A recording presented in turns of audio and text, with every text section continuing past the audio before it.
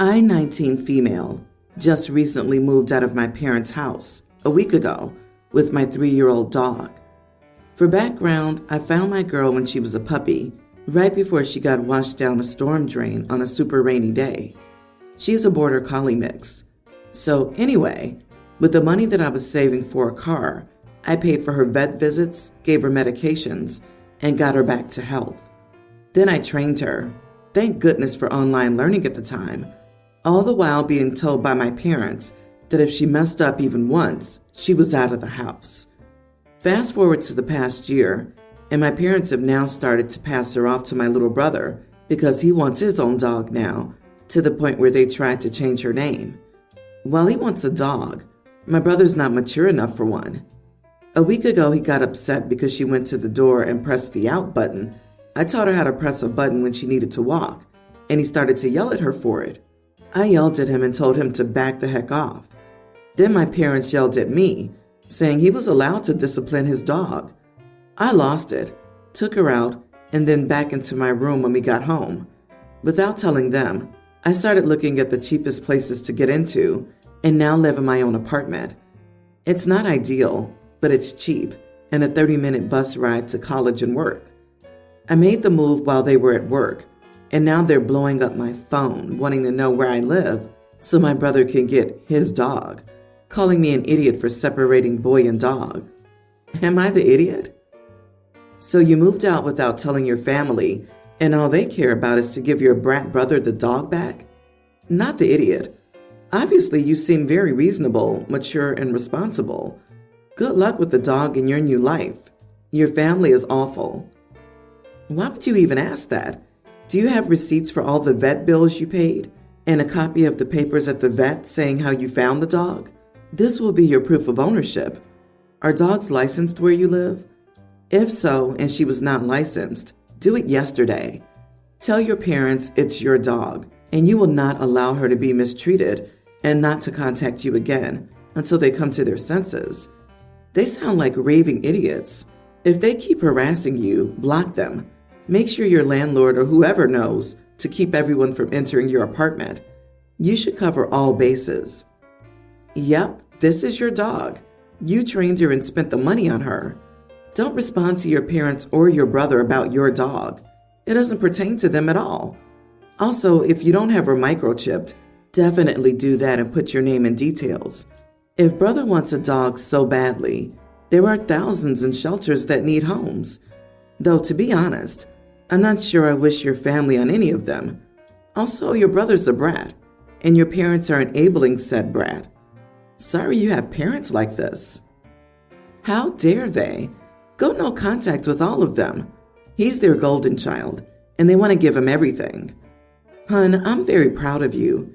You're amazing, and I hope you and your dog have a great journey together. And do not tell them where you live. Your parents, I want to shake them. You have a brain, guts, and a heart. I'm so very proud of you. OP, congrats on getting away from your idiot family. Do not tell them where you live. Block them on all social media, etc. Things are going to be so much better now. Stand your ground and keep setting boundaries, and get therapy or counseling if you can. Just reading between the lines here, but they're clearly messed up people, and it takes time to heal from growing up in that sort of environment. My 36 female daughter Leah, 18, is a mom. My daughter got pregnant 5 years ago, and it was very shocking news, but we found out very early on and she got to end it.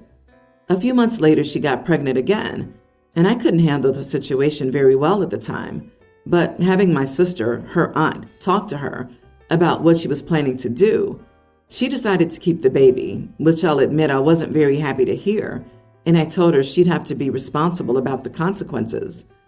Of course, as a mother, I couldn't have her work and distract her from school. I didn't want her to miss out on her childhood, so I had to work evening night shifts to care for my granddaughter while Leah was in school. Recently, I realized that Leah's been taking advantage of my situation and making me cancel plans so I can babysit for her. I overheard her making plans 2 weeks ahead on the phone with someone saying, "My mom will do it. She has no life anyways," and laughing afterward. Being a single mom and working multiple jobs was hard enough, but since she gave birth to her daughter, I haven't gone out to parties. I've canceled many weekend gatherings so that my daughter can hang out with her friends. And if I did go, I'd always have my granddaughter with me.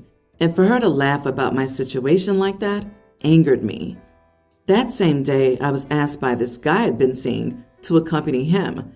And I was hesitant, but I didn't want to miss the chance. He's a really nice guy. I haven't been on a date for almost 6 years, and it wouldn't hurt to give my daughter a taste of motherhood when she least expected it. I told my daughter that I got asked out for the same day, and she was happy at first, but then asked if I was going to take her daughter with me, and I said obviously not, and she'll have to cancel plans for a day. I didn't expect her reaction to be so extreme. She cried, screamed, and told me I was being selfish and that I was letting her miss her date just because I thought some guy was interested in me. The argument didn't end very well. I stood my ground and went to that date, and she had to cancel plans. But she's still really mad about it and has been ignoring me. I love my daughter and wouldn't want her to miss anything, but I wanted her to learn a lesson and be responsible. My sister agreed with me, but my friend told me I should have done it on any other day. Does my approach make me an idiot? Not the idiot. Your daughter is an entitled, supersized idiot. You've created a monster who has zero respect for you. You should quit being the mother to her baby. I cannot refer to it as babysitting because I suspect that you've been more of a mother to this baby than she has. She chose to have this baby and she needs to raise it. If she doesn't, get ready to be a grandma again within 1 to 2 years max. Why should she try to prevent getting pregnant again when you're the one facing all the real lasting consequences of having the baby? Yeah, that drove me nuts. I hope from now on, OP prioritizes her own life and happiness more. Her daughter has a responsibility to learn how to be a mother to her child, not expect others to put their lives on hold to play babysitter all the time and then say they have no life. OP, your kid needs tough love. You need to stop canceling your plans and let her deal with her own child. What got me was, I, 36 female, have a daughter, Leah, 18, followed by, her pregnancy was very shocking news. So a mother who had her kid at 18 is very shocked her daughter got pregnant and had a child at 18? Honestly, I hate them both. She refers to the baby as it. She's flippantly talking about motherhood. You both just needed to be adults for once and screamed and cried about who deserved a date. How about this? Neither of you. You're horrible people and need to realize what's important. Everyone's the idiot here. You created this situation. You told your daughter she'd be responsible for her baby and immediately backtracked so your daughter wouldn't miss out on her childhood. All the while thinking you looked like a hero mom to your daughter, and she's been mocking you the whole time. As a result, your daughter's ungrateful and doesn't appreciate all you've done for her. I'm a man in my early 20s. This Wednesday, a new roommate moved in. She's a woman in her 20s, a single mom to an adorable young daughter. I've never met this woman before she moved in. She was brought in by our landlord. We had a 10-minute convo Wednesday before I went to work. I worked the night shift. Yesterday, she woke me up at 7 a.m. I got home at 3. She told me that she had to go to work, but that her daughter was in bed and asked if I would keep an eye on her. I was so sleep deprived that she had already left by the time I was about to say no. Am I crazy? Or is it very dangerous to leave a kindergartner girl with a strange man? I'm a good person, but she didn't know that. I don't even think I'd be able to leave a kid with someone I knew for weeks, let alone minutes. Her kid is well taken care of. She's happy. They cuddled after her mom got home from work. She read her a story, played with her, and all. And that's why I'm hesitating. Oh, and she did apologize for dumping her on me. Apparently she wasn't even supposed to go to work, but there was an emergency. So am I the idiot if I called CPS on her? I have no problem with watching her kid. I actually love children. My issue is her mom not knowing me, not with me watching the kid. Everyone's the idiot here. Don't bring CPS into it over one incident. Set your boundary that I'm not comfortable watching your child again and see how it progresses. If you report her straight up, You might end up with a very tense living arrangement. You may be a stranger, but she did leave the kid in the house with an adult, which I suppose is better than her being alone. She's still an idiot, though. I personally wouldn't call CPS, but who leaves their child with a stranger? OP, you're not the idiot for considering it, but the mother is the idiot for dumping her child on someone without talking to them first and leaving her child with a stranger.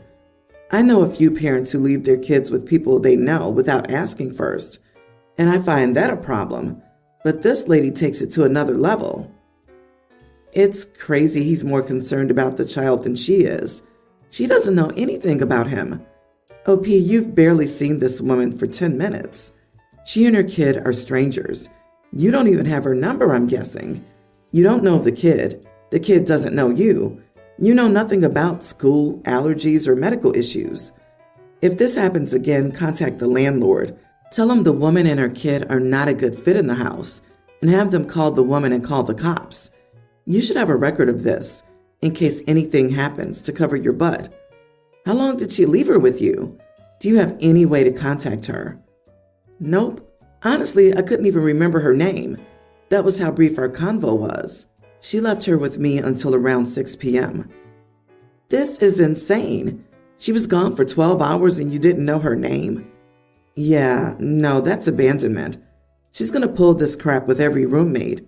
Contact your landlord, make the report, and make it clear that you will not babysit again. If she does leave the kid again, call the cops. You'll need official evidence. That's completely unacceptable. What if you had to work? Why didn't you get her contact info immediately from the landlord for her name, number, and work to contact her directly? You need to make it absolutely clear that this cannot happen again. And if it does, you'll drop the child off at the police station on your way to wherever you had planned to go that day. You can tell her you had a pleasant time with the child and may be willing on occasion to sit with her for an hour with prior permission, but you're not childcare. Lay down the expectation now, because it'll get worse now that you got away with it once. I have 4 kids from prior relationships, and my wife has 1. She has full custody of her son, but I have 2 of my kids here full time and weekends for the other 2. My wife gave birth on Wednesday and came home from the hospital on Thursday, so the kids and I have been doing our best to keep the house as quiet and relaxing for her as possible. On Friday, she asked me not to pick my youngest kids up because she feels the house is already unbearable with 3 kids, and 5 is too much. I told her she knew that wasn't possible. That's not how custody arrangements work. Besides, how would that make my kids feel? She said she just gave birth, so her feelings are important. I said I'm not flaking on my kids, so we need to figure something else out. Friday, when it was time for me to pick up all the kids, my wife was napping. I didn't want to potentially wake her, so I told my oldest, he's 19, to hold the baby until I got back. When I returned with all the kids, my oldest and my wife were screaming at each other. The best I can tell is that she woke up and went looking for me, and my son told her where I went, and she called me a thoughtless idiot. My son called her a hateful witch, and then they started screaming at each other. I got the kids to all go outside for a bit while I talked to my wife. She said I was an unbelievably selfish idiot that couldn't even give her a break for one weekend. She said none of this would have happened if I hadn't insisted on picking up my younger kids. She said she wanted my oldest to leave, but I said that wasn't an option. She locked herself in our room. I get that childbirth is more challenging than I'll ever know, and she's exhausted, but I don't feel like what she asked for is something I can give. Was I an idiot for insisting on getting my kids? Not the idiot. I understand that she just gave birth and is exhausted and overwhelmed, but she doesn't get to pick and choose when you're a father to any of your children, and particularly not so you can prioritize her as an adult. You were correct that this is not how custody agreements work, but more importantly, that's not how parenting works. You are the idiot, as is your partner, for not making plans in advance of giving birth to provide an atmosphere as relaxing and most conducive to recovering during a traumatic and exhausting period. I think you should have had all your other kids at alternative arrangements, if possible, for a week or so while you settled in, got into a routine, and your wife recovered. The time to do that was about 3 to 6 months before giving birth. Let the other kids know why and plan for the time they'll all get to meet their new sibling. Frankly, I understand your partner to a point. I can't think of anything worse than having a house that crowded when I'm trying to recover and settle into the newborn routine. I'm astonished that this didn't occur to either of you prior to literally a day or so before the kids were due home. This will be a problem because you just had a sixth child with a woman who genuinely believes that it's okay to shove your other young children out the door for her personal comfort. OP will be expecting baby number 7 with this woman number 4 soon enough. It's been 2 days, and they're already on different pages. This is a mess. OP's an idiot for not having this all figured out long before the baby was conceived, or at least during the 9 months leading up to the birth. Dude, stop having kids. My ex likes to tell me what I should and shouldn't do on my custody days, and I generally ignore her because there is a reason we divorced. She has a list of food she doesn't want our daughter to eat, and I ignore her list. I drop our daughter off at school Monday mornings, and her mother picks her up. She called me yesterday to say she was cleaning our daughter's lunchbox and found onion slivers and asked if any of the lunch I packed had onions. I said, yes, it did. She said that the onions were on her list. I said, I didn't care. She said onions make our daughter smell bad when she sweats, and kids will bully her. I said that our daughter showers at my house, and she might also try that at her house. She called me a spiteful idiot and told me no more onions. Our daughter likes onions, so I'm going to ignore her. A part of me does wonder if I was petty, though. It makes me angry when she tells me what to do, so maybe that's clouding my judgment. Am I the idiot? Edit. She's allergic to strawberries, but I don't feed her strawberries because she's allergic to them, not because they're on the list. Not the idiot. X would have known if the onions caused her to smell bad without finding the slivers. This woman's going to create massive food issues with your kid. Keep doing what you're doing, and just be better at hiding it from her. Your daughter deserves so much more than what her mother's giving her. How far does it go? She's too fat, so kids might bully her. So let's stop feeding her. She's got hair on her arms and people might bully her. So let's shave her. This woman's a monster. I was waiting for the allergy thing, and it was about smelling bad. She's a tween that likes onions. That's freaking awesome. Most kids are picky or plain eaters. While it is true that onions and garlic can make you smell, you need to eat quite a bit for it to take effect. Absolutely ridiculous. Ignore the mother. Heck, I might even take her to court to get her less time. She clearly has mental issues and needs a therapist.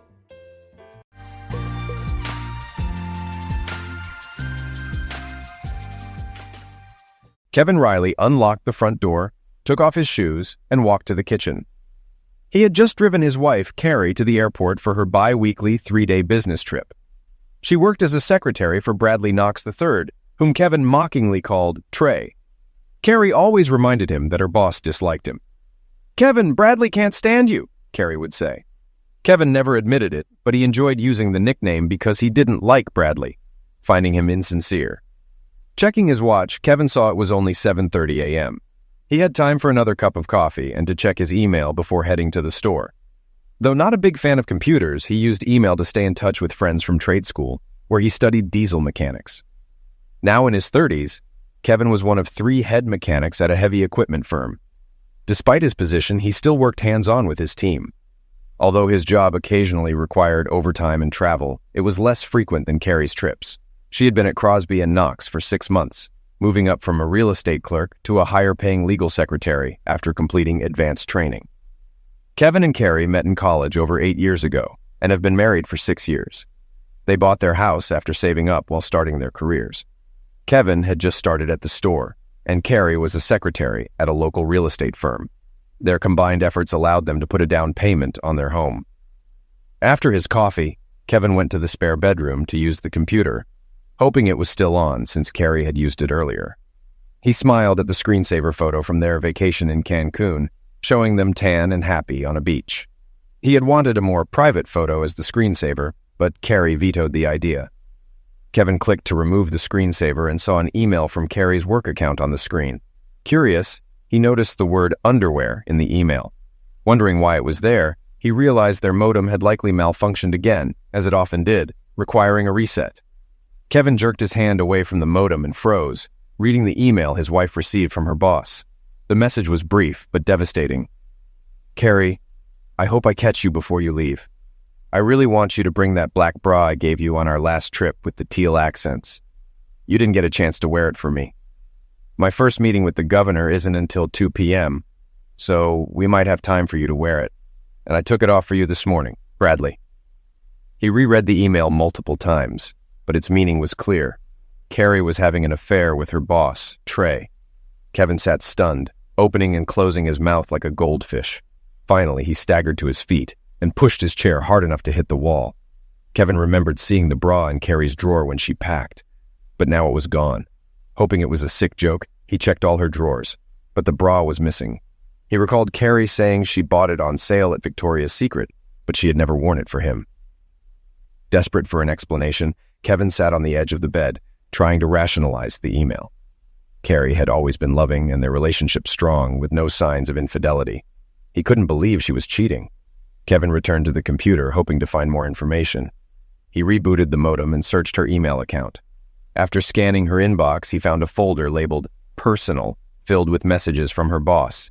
He opened the first message, reading it twice as his face turned pale. He printed the letter and called in sick to work, unable to focus. For the next hour, Kevin read and printed more messages, forwarding copies to his personal email. As he finished, tears filled his eyes. He realized his marriage was over. After one last check of Carrie's email at Crosby and Knox and finding nothing else, Kevin logged out of her corporate account and switched to his own. He created a separate folder for all the forwarded messages and changed his password to keep them secure. Shutting down the computer, he took the printed messages and his now cooled coffee back to the kitchen. Grabbing a beer from the fridge, he sat at the kitchen table and reread the messages, surprised at how much they revealed about Carrie and Trey's trips to the state capitol. Carrie had only been at her new job for a week when she was told she'd need to accompany Trey to the Capitol. The firm lobbied the governor's office and represented clients in state courts, so it seemed honorable at first. Kevin now realized Trey likely targeted Carrie from the start, with some trips being unnecessary for business. Carrie soon began volunteering for these trips, and Kevin suspected Trey seduced her on the second trip, if not the first. The first email in her personal folder was Trey's reply to her thanking him for a Gucci purse and a wonderful dinner, hinting at their night together. Kevin remembered Carrie showing him the purse, claiming it was a $40 knockoff from a mall kiosk. Her deception and ease in lying made him nauseous. The correspondence between Carrie and Trey was frequent, usually around their trips. Kevin discovered they stayed at the same hotel, booking 2 rooms, and Carrie would join Trey after Kevin's nightly call. Their jokes about his predictability hurt deeply. Kevin learned more about Carrie's deceit from other emails. For instance, the expensive diamond earrings she wore to the Christmas party were a gift from Trey, though she claimed they were cubic zirconia. Trey's thank you note for an extravagant gift from Carrie implied she went beyond mere gratitude. One email mentioned Trey's condominium, triggering Kevin's memory of Carrie mentioning her boss's place overlooking the river park. It seemed likely they met there during the day, under the pretense of work or during lunch, with Carrie careful to hide any evidence. By noon, Kevin had reread all the letters and knew he needed to decide what to do before Carrie returned with Trey. She usually flew in early Friday morning, taking a cab home and calling Kevin at work to confirm her safe arrival. Ironically, the biggest danger had already caught up with her while she was away. Kevin grabbed 2 more beers and stretched out on the living room couch, realizing almost 5 hours had passed since he dropped Carrie off at the airport to meet her lover. Kevin realized they must have planned this carefully since he rarely saw Trey when he took Carrie to the airport. Occasionally, Trey was in the departure lounge, but always ignored them. By 6 p.m., Kevin was barely conscious, having visited the bathroom and kitchen multiple times to get more beer. When he went for another beer and found the fridge empty, he saw the 12 empty bottles on the table. He had finished both packs he bought the day before. Exhausted and having eaten nothing, he needed sleep. He managed to reach the bed and passed out fully clothed. At 10:15 p.m., the phone woke him from a haze of memories of happier times with Carrie. He guessed it was her calling to check why he hadn't called her at the Hyatt Inn. Everything he'd learned came rushing back, and he decided to wait until she got home to confront her. The answering machine picked up just as he answered. "Hello, is that you, Carrie?" "Yes, it's me," she replied. "Why didn't you call? You always do. Is something wrong?" He heard concern in her voice and almost lashed out, but held back. "I'm sorry, Carrie. I fell asleep." "What's wrong? You've never done this before," she insisted. Kevin almost confessed, but instead said, "I had a couple of beers after work, and I guess they knocked me out." He went on the offensive. "So how was your day? Busy this morning? Hope Trey isn't too hard on you." Carrie hesitated. "No, I wasn't busy. Why do you ask? You never ask about my work here." "Just curious. How are things going for you? Are you doing well?" he pressed. "Of course. Why are you asking that?" she replied nervously. "Just kidding. I trust you completely," he lied. Carrie seemed uneasy. "Of course you do. You've never said anything like that before." "Forget about it. I didn't mean anything by it. I'll probably go to bed. The beer's making me sleepy." "Okay, Kevin, get a good night's sleep. Love you." Kevin couldn't say those words back. "Okay, I will. Goodbye, Carrie." He hung up and went to the bathroom, then sat by the phone, waiting 15 minutes before calling the Hyatt Inn and asking for room 612. After a dozen rings, he hung up, not surprised when no one answered. He suspected they were making fun of him, planning to get him to call earlier. Realizing they were probably having fun without him brought tears to his eyes, and he stumbled back to bed. The next morning, he didn't feel too guilty about his overindulgence. After a shower, he felt well enough to go to work, but couldn't stop thinking about Carrie. He performed his tasks robotically, his coworkers noticing his distraction. Relieved when the day ended, he picked up burgers and fries on the way home, food he usually avoided, and washed them down with 2 beers. Knowing he couldn't drink like this every night, he left the second six-pack untouched. At 8 o'clock, Kevin called room 612 at the Hyatt Inn, but no one answered after 10 rings. Based on previous emails, he knew Carrie was usually in the room from 9:30 to 10 o'clock for his nightly calls. Experimenting, he called every half hour, making his 4th call at 9:25. Each time, no one answered. Finally, at 9:45, Carrie picked up on the second ring. "Hey, Kevin, you're calling just in time. I was about to get under the covers but waited for your call," she laughed. "I didn't sleep tonight, Carrie. Just watching TV and waiting to call you." "How did you spend your evening?" he asked, trying not to sound suspicious. "Same here, Kevin, just watching TV. Took a long hot bath earlier," she replied, seeming unaware of his suspicions. "That's good. You should be well rested for tomorrow night. We'll need to keep you busy when you get back," she giggled. "Already making plans, huh? I can't wait." After a few more minutes of small talk, Kevin ended the call. "I have a couple more things to do before bed. See you tomorrow." "Bye, sweetie. Looking forward to tomorrow night. Love you." Kevin hung up without responding. He waited another 15 minutes before calling room 612 again, and once more, no one answered after 10 rings. The next day, Kevin went to work but left early after lunch to be home when Carrie arrived from the airport. He knew they wouldn't spend the night under the same roof and was prepared for one of them to leave. Home by 1 o'clock, he waited patiently, feeling an emptiness inside but determined to maintain his dignity. Reflecting on their life together, all he remembered were the good times. The recent discoveries seemed unreal. He was at the kitchen sink when he heard the front door open and Carrie's luggage rolling down the hallway. She appeared in the kitchen, initially surprised to see him. "Kevin, what are you doing here? Why aren't you at work?" she asked, her surprise turning to concern. "I've been waiting for you, Carrie," he replied calmly, emotionlessly. "Why?" she asked, looking more concerned. Instead of answering, he threw a stapled bundle of letters on the table in front of her. She glanced at him, then at the papers, her curiosity quickly turning to shock as she read. Her face lost color as she skimmed through the pages. When she finished, she threw them back on the table and stood silently. "Well, she finally said. "Where did you get this?" "It's from my email at work. The modem broke and my email stayed on the screen, didn't it?" Kevin managed to speak calmly. "Yes. If it weren't for that, I probably never would have found out. You've been very good at keeping this affair a secret." Carrie said nothing more, took out her cell phone and started talking, her back to Kevin. "Kevin knows. It doesn't matter how. Yes, I'll call a cab and meet you there. Bye." Carrie turned slightly toward Kevin and said, "I'm leaving. I'm sorry you found out this way. I'll be back tomorrow for the rest of my things." She grabbed her travel bag and started to leave. Kevin, in disbelief, shouted, "That's it? No explanation? You're just sorry I found out this way?" Carrie replied, What's there to explain? I've been with Bradley so much that being with him completely is just the next step. He's been good to me. You can't compete, Kevin. I'm sorry. Tears welled up in Kevin's eyes as he asked, "Is this about the money, the purse, the earrings, and other things?" Carrie hesitated. "Gifts are part of it. Bradley lives upscale, and I'm ready for that life."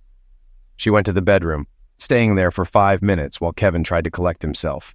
When she returned with a garment bag, he heard the cab honking outside. Without another word, she left. Kevin followed her, watching the cab driver load her luggage. She got in, glanced back at Kevin, and he thought she might be crying. Alone in the kitchen, Kevin wondered, what the hell just happened? The next day, Saturday, Kevin was still in shock. Carrie called around noon, saying she was coming to pick up the rest of her things with her father. When they arrived, Kevin sat quietly on the couch as they moved boxes. After a few minutes, Carrie's father, Joseph Kane, joined Kevin. They sat in silence until Kevin asked, "Did she tell you what's going on?" Joseph looked embarrassed. "I'm sorry, Kevin. She seems to have made up her mind. We don't understand why she'd leave you for her boss." Kevin replied, "I guess it's what he can give her. She didn't say she loved him or stopped loving me." Joseph asked, "Does it really matter?" Kevin thought and answered, "No. She's been with him for months. I can't forgive that, even if she wanted me to." They sat silently until Carrie emerged, saying, "I have everything I want. Do whatever you want with the rest." She had tears in her eyes as she carried a box outside. Her father followed with another. After they left, Kevin noticed some of Carrie's things still in the closet and drawers. He threw away her remaining clothes, makeup, and toiletries, erasing traces of her from the bedroom and bathroom. He spent the rest of the day lying on the bed, thinking about what he could have done and fantasizing about revenge. Eventually, he realized that although he was angry, he wasn't vengeful. He decided to focus on forgetting her, as difficult as that might be. The weekend passed in a blur for Kevin. He drank heavily, finishing all the beer he bought, trying to numb the pain of Carrie's betrayal. By Monday morning, he felt slightly better, coming to terms with the situation. On Tuesday, Kevin called Crosby and Knox to get a forwarding address for Carrie's mail. The receptionist said Carrie would email him the information. That evening, he received an email with Trey's 9th floor apartment address. Wednesday morning, Kevin was called into his office for a phone call. His bank informed him that his mortgage payment had defaulted. After a heated discussion, he discovered both his and Carrie's accounts were empty, with nearly $20,000 transferred out. Furious, Kevin went to Crosby and Knox, determined to confront Carrie and demand half the money back. He stormed into the office, bypassing the receptionist, and confronted Carrie loudly, accusing her of embezzlement. Bradley Knox III stepped out of his office briefly, before retreating and locking the door. Kevin turned back to Carrie, demanding his money. She handed him an envelope, saying he could have the car, house, and furniture. Kevin opened the envelope as security guards approached, warning him to leave or face charges. He left, calling Carrie a money-hungry cow and yelling at Trey for hiding. In the parking lot, Kevin examined the envelope's contents. It was a spreadsheet detailing their assets and liabilities. If he kept the house, car, and furniture, and she took the cash, their split would be equal. He realized, however, that selling the house would incur additional costs, not reflected in the spreadsheet. Kevin went to his bank and arranged a line of credit to cover the mortgage and other expenses until his next paycheck. He hoped he could manage the financial burden until he sorted things out. Kevin always relied on their savings to handle unexpected expenses, but now he knew it would take months to regain control. The next 2 weeks were a blur of emotions. The day after visiting Crosby and Knox, he received a letter warning him to stay away from Carrie and Bradley Knox III, or face molestation charges and a restraining order. Furious, he almost responded, but decided against it. A week later, Carrie filed for divorce using the settlement terms from the spreadsheet. After spending $200 and losing more hours of wages, a lawyer advised him that fighting it would cost more than it was worth. When not dealing with legal notices, Kevin's life slowly improved. 3 weeks after Carrie left, he realized he needed to erase her memories from his home. He removed her makeup table, rearranged the bedroom furniture, and redecorated the bathroom. Feeling better, he then tackled the photos. He removed pictures of her from frames, stored photo albums containing their memories, and kept only photos with friends and family. One evening, while looking through old photos, he found a picture of himself with Carol Reese, his high school friend. Wondering about her, he checked the phone book but found no listings for her or her mother. Satisfied, he put the book aside. About 6 weeks after Carrie's departure, Kevin was interrupted from his late-night TV by a knock on the door. He was surprised to see it was Carrie's brother, Robert Kane. "Hello, Robert. Come on in. Didn't expect to see you," Kevin said, stepping back to let Carrie's older brother in. Robert patted Kevin on the shoulder and said, "What's up, Kevin? I tried calling you, but your number's not in service." "I switched to just using my cell phone to save money." Kevin led Robert to the living room.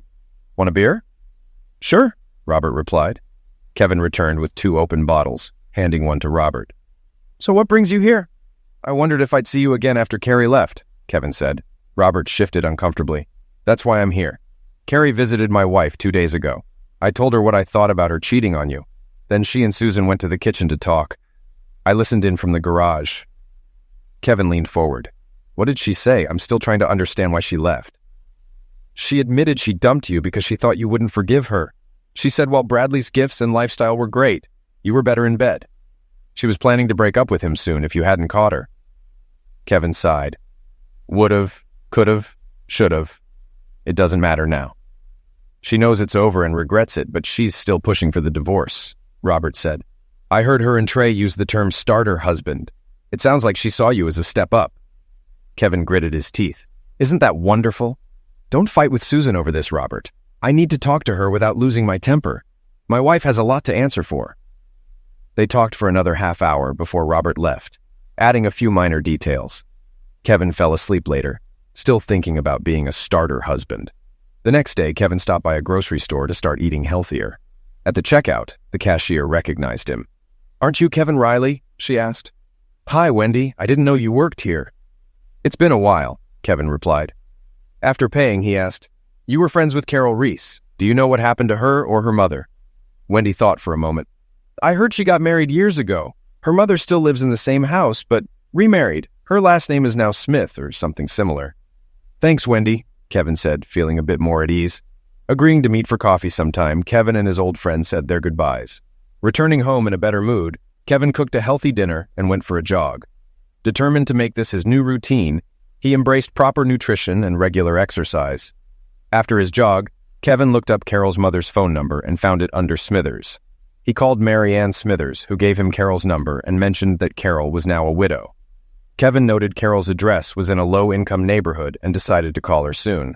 Over the next few days, Kevin's new lifestyle improved his mood, making him more positive at work. However, a short letter from Carrie disrupted his progress. The letter said, "I never thought of you as a starter husband," clearly influenced by Robert and Susan's conversation.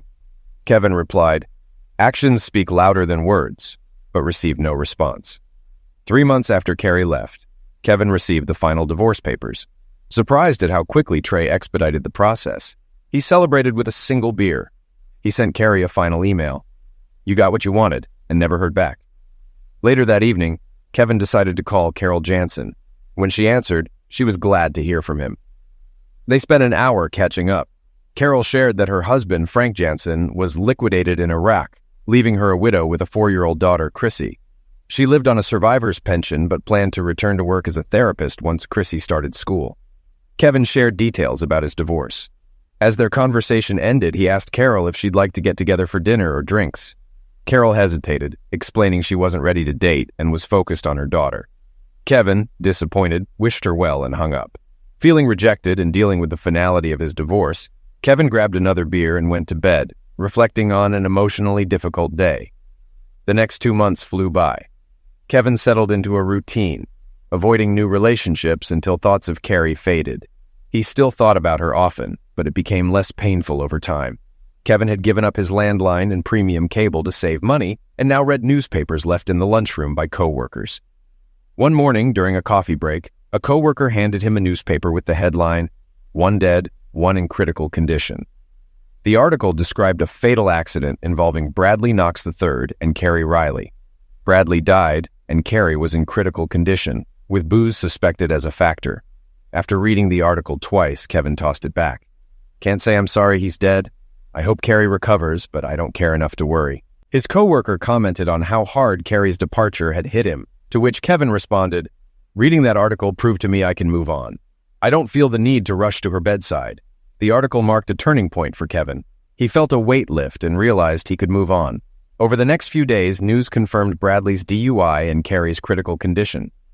Kevin invited a secretary over for dinner, enjoying her company and feeling ready to move forward. 2 weeks after the accident, Robert Kane visited Kevin.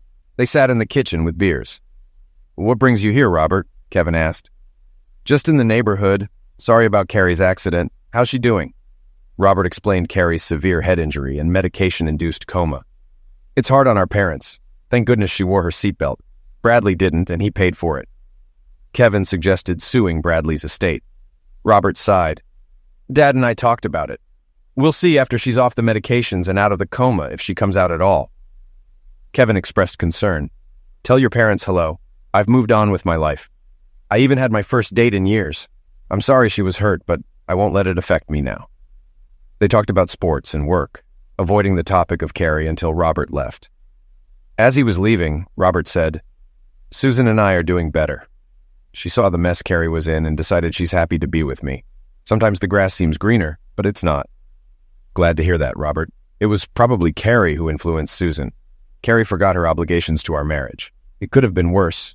We could have had kids." They shook hands, and Robert left. Another 6 weeks passed quickly for Kevin.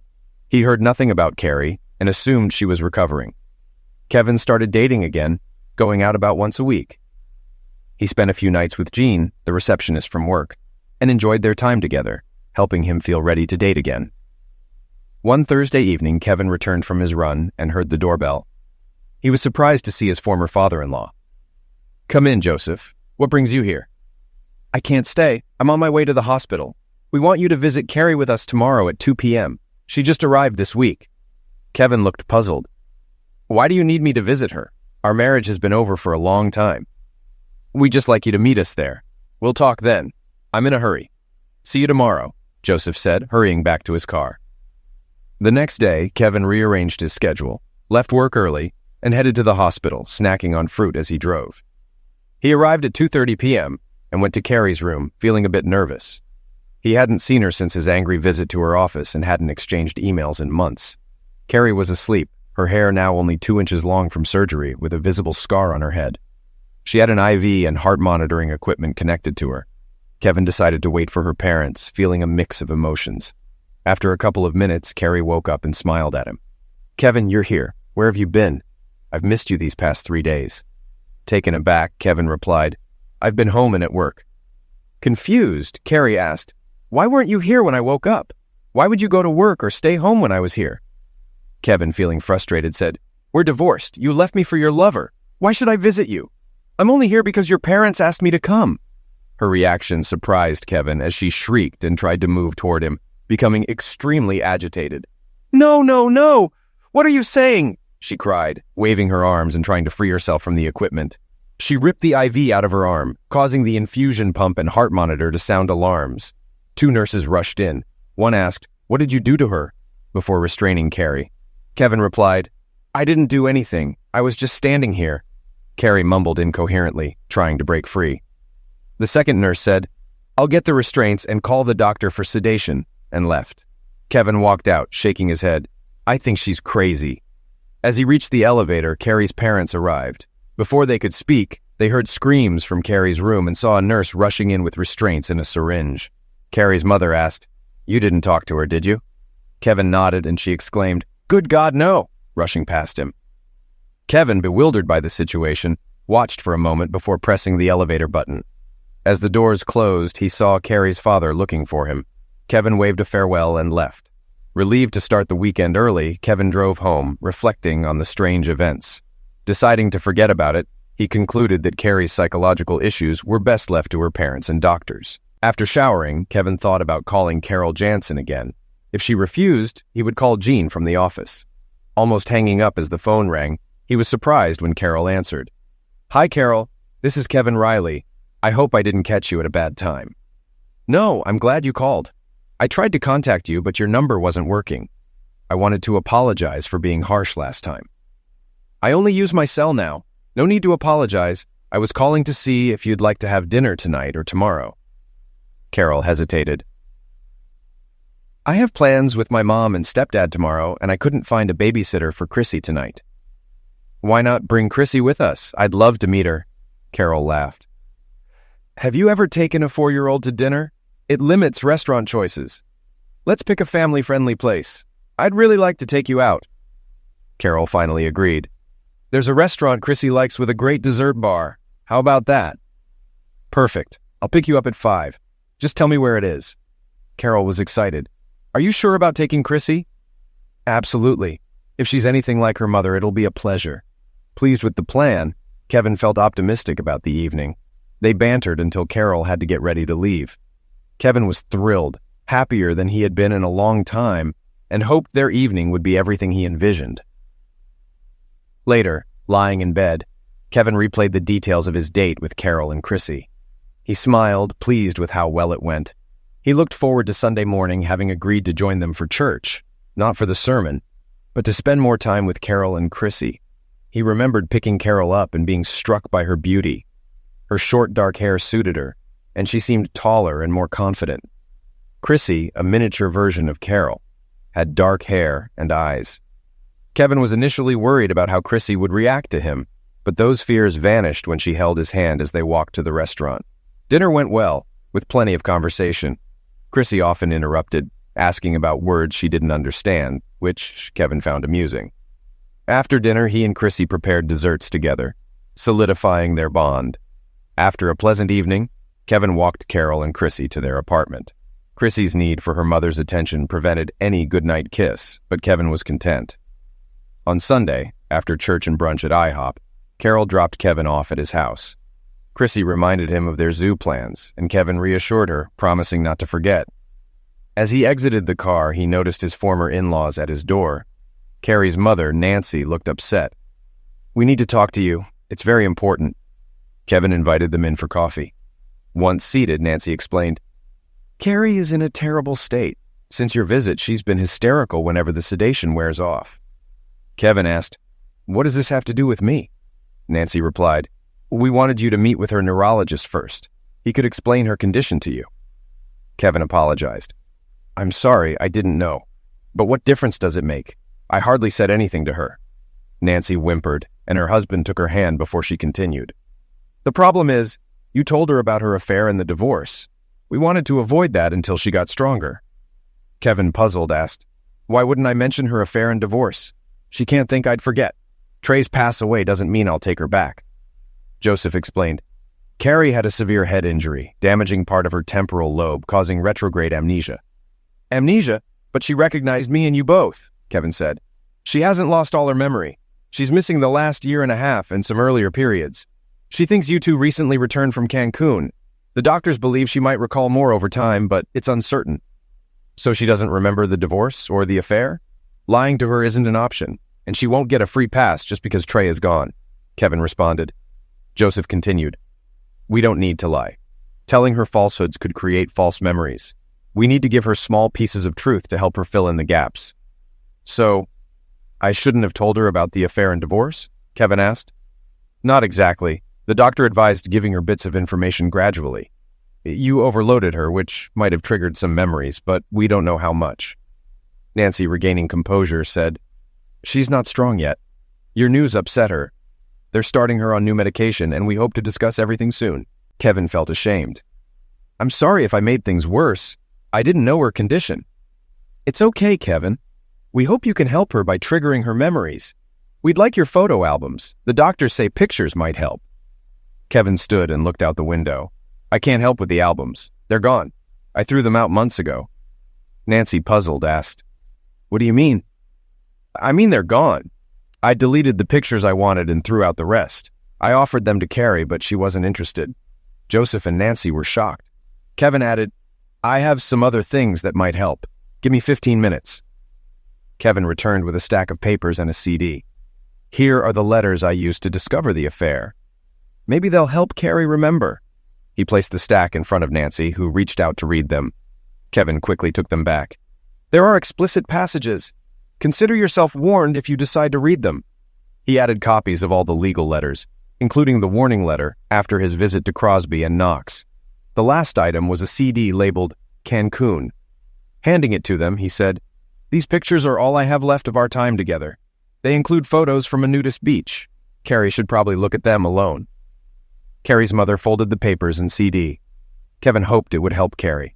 They sat in silence before Nancy said, "I don't think you'll want to talk to Carrie about everything that happened." Kevin replied, "Not right now. If she wants to talk after reading this and realizing what she did, call me, and I might consider it." Her father asked hopefully, "Could you consider starting over with her?" Kevin shook his head. "I can't risk that. She chose Trey's wealth over me. I can't believe a blow to the head changed that part of her. Even if it did, I won't take the chance." Joseph and Nancy understood, but thanked him for his willingness to talk later if needed. As they left, Carol and Chrissy arrived. Chrissy excitedly told the older couple, "We're going to the zoo to see the elephants." The Canes greeted them warmly before driving away. Apologizing for not being ready, Kevin invited Carol and Chrissy inside while he changed. Soon, the happy trio headed to the zoo.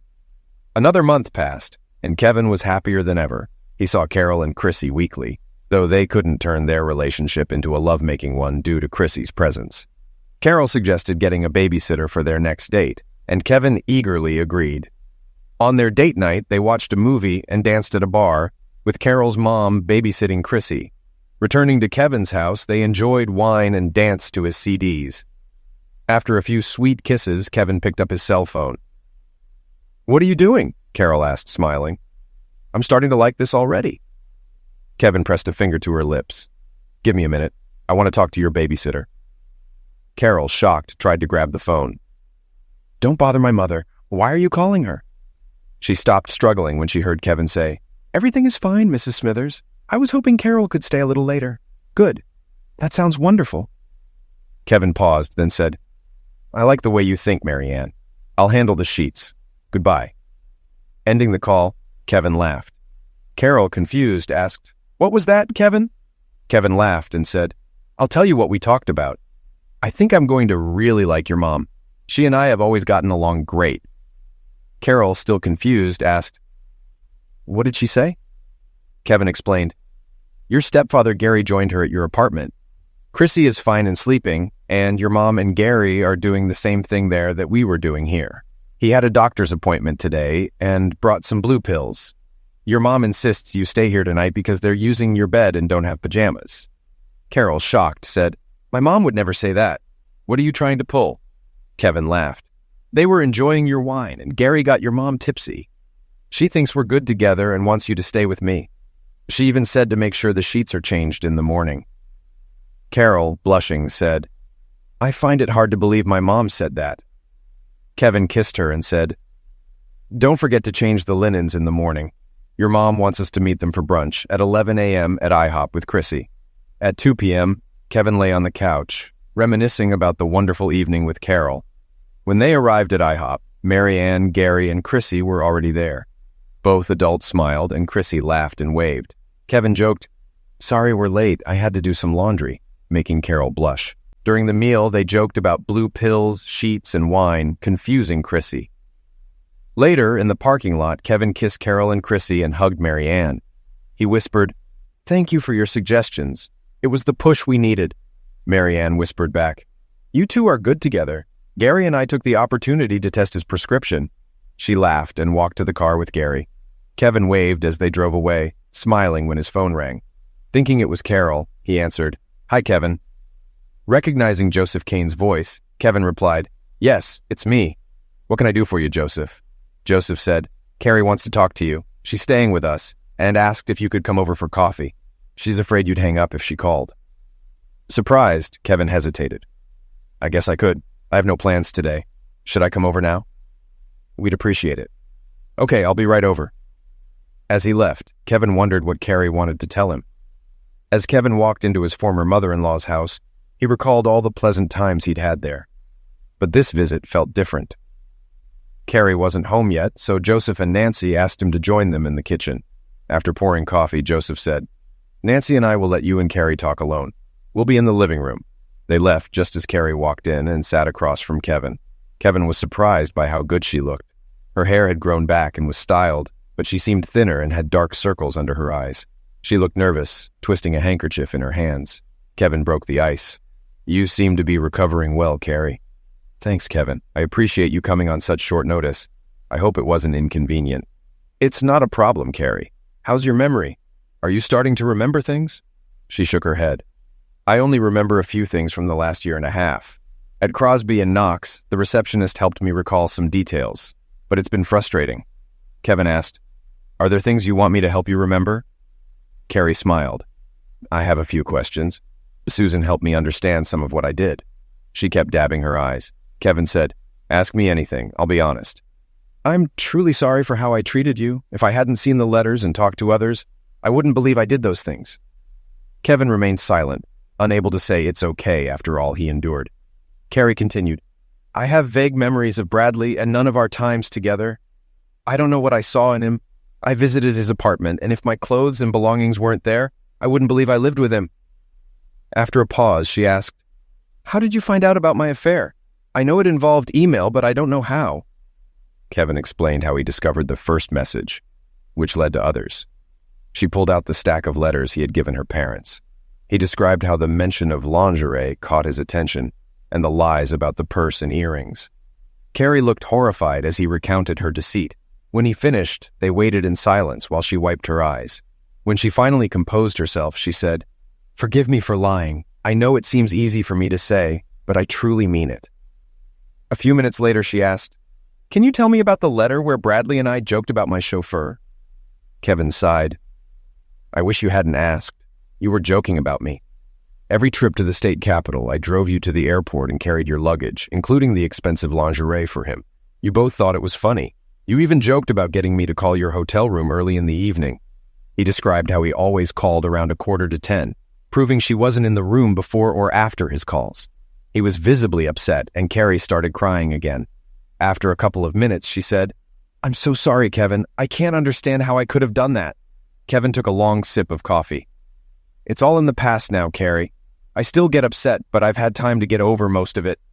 The conversation shifted to her medical condition. She explained she was having infrequent seizures, and doctors were trying different medications to control them. Emotionally, she couldn't handle work and had resigned from Crosby and Knox.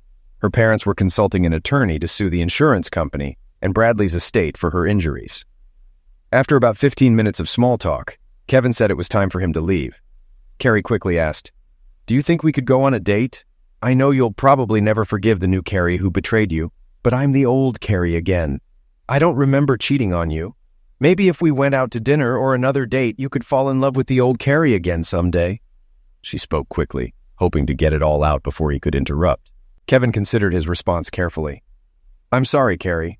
To me, there's no old or new Carrie. There's just the one I loved and then lost to Trey. It took a long time, but I've moved on. I know that's not what you want to hear, and I'm sorry. As he spoke, she began to cry quietly. When he got up to leave, she asked, Did you find someone else? He hesitated, unsure how his answer would affect her. I think so, Carrie. I think so.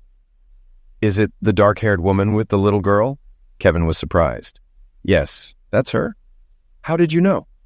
My parents saw her at the house and told me, Carrie said, still wiping her eyes. Finally, she added, You deserve someone who will treat you better than I did. Then she turned and ran out of the room. Kevin left the room and was gone long before Carrie's parents realized he and Carrie were no longer in the kitchen.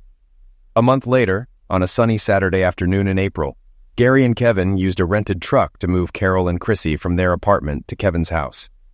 Things were going so well between them that they decided to see if they were meant to be together. Chrissy was excited to have a yard to play in and her own big room.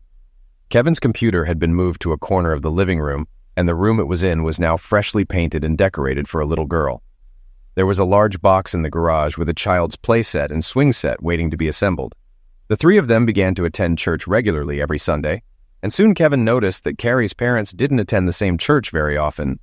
He didn't give it much thought when, 4 months after Carol moved in with him, the minister announced that they were getting married this coming Saturday, and that anyone from the congregation was welcome to attend the wedding. They decided that a small, informal wedding was what they needed, and chose their church rather than City Hall for the ceremony.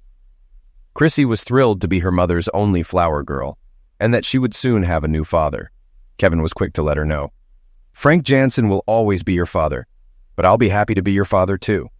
He and Carol agreed that Chrissy would keep her father's last name, even if they made a legal adoption. Kevin insisted that the sacrifice Frank had made would not result in him losing his only child. Kevin and Carol spent an hour on the phone with Frank's parents, explaining their upcoming wedding and their plans to keep Chrissy and the Jansons' lives. The conversation ended with a promise to visit Chrissy's paternal grandparents for a week for the rest of the summer. Kevin couldn't wait to meet them, and they decided that this trip could be their honeymoon.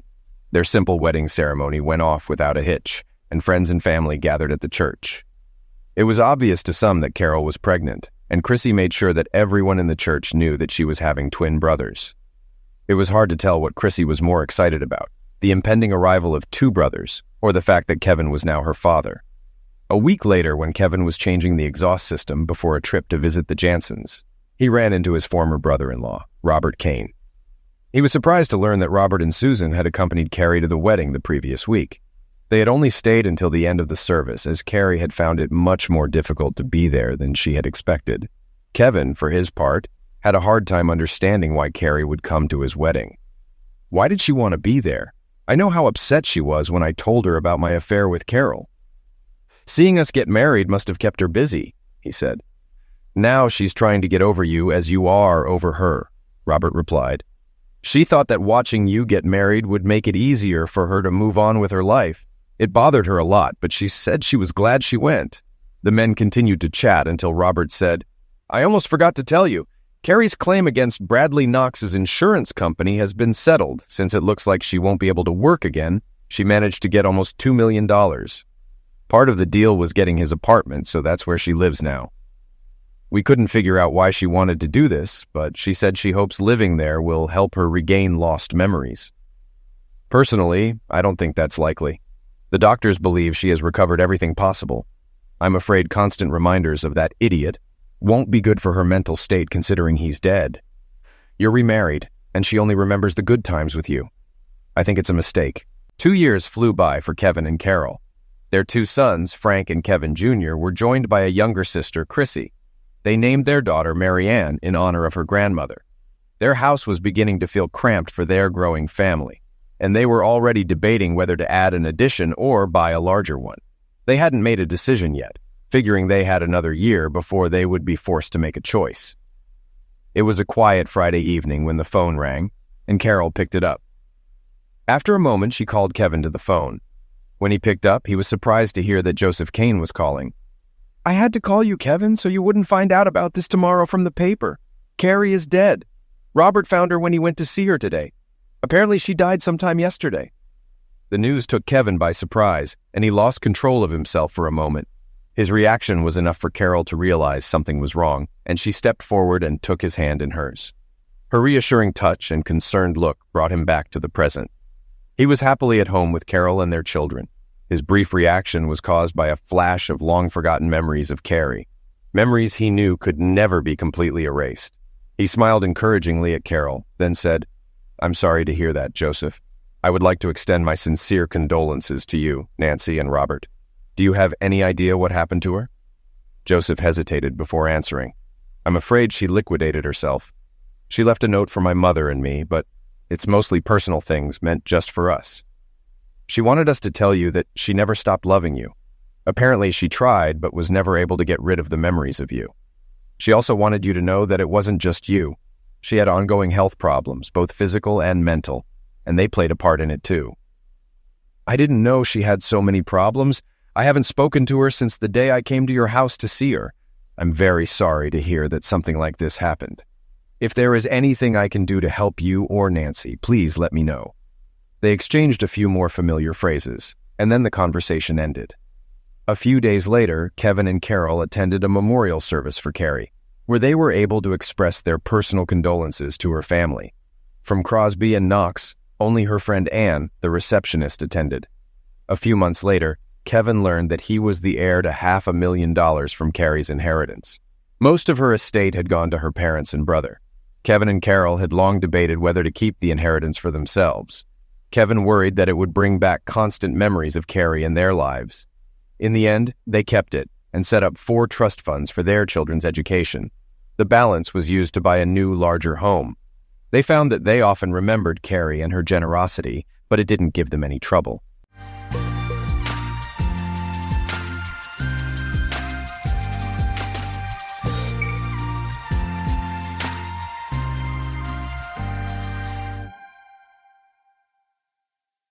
My wife cheated with her boss for years. Me brother's clever plan delivered the ultimate payback.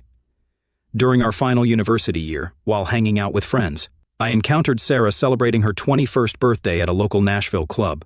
Literally colliding with her table as I walked by, I inadvertently spilled her drink into her lap. After a few awkward moments, I apologized, and as we conversed while cleaning up, I couldn't help but ponder the concept of love at first sight. Nevertheless, I believed a unique chemistry pulled us together like a magnet. From that night onward, we commenced dating and never spent time apart. A year later, we exchanged vows, marking the beginning of our shared life. I'm Jonathan, but my friends call me Johnny. Armed with an accounting degree, I became a certified public accountant at a prominent Atlanta firm, where Sarah and I settled near our family. After gaining experience in the corporate realm, I ventured out to establish my own firm.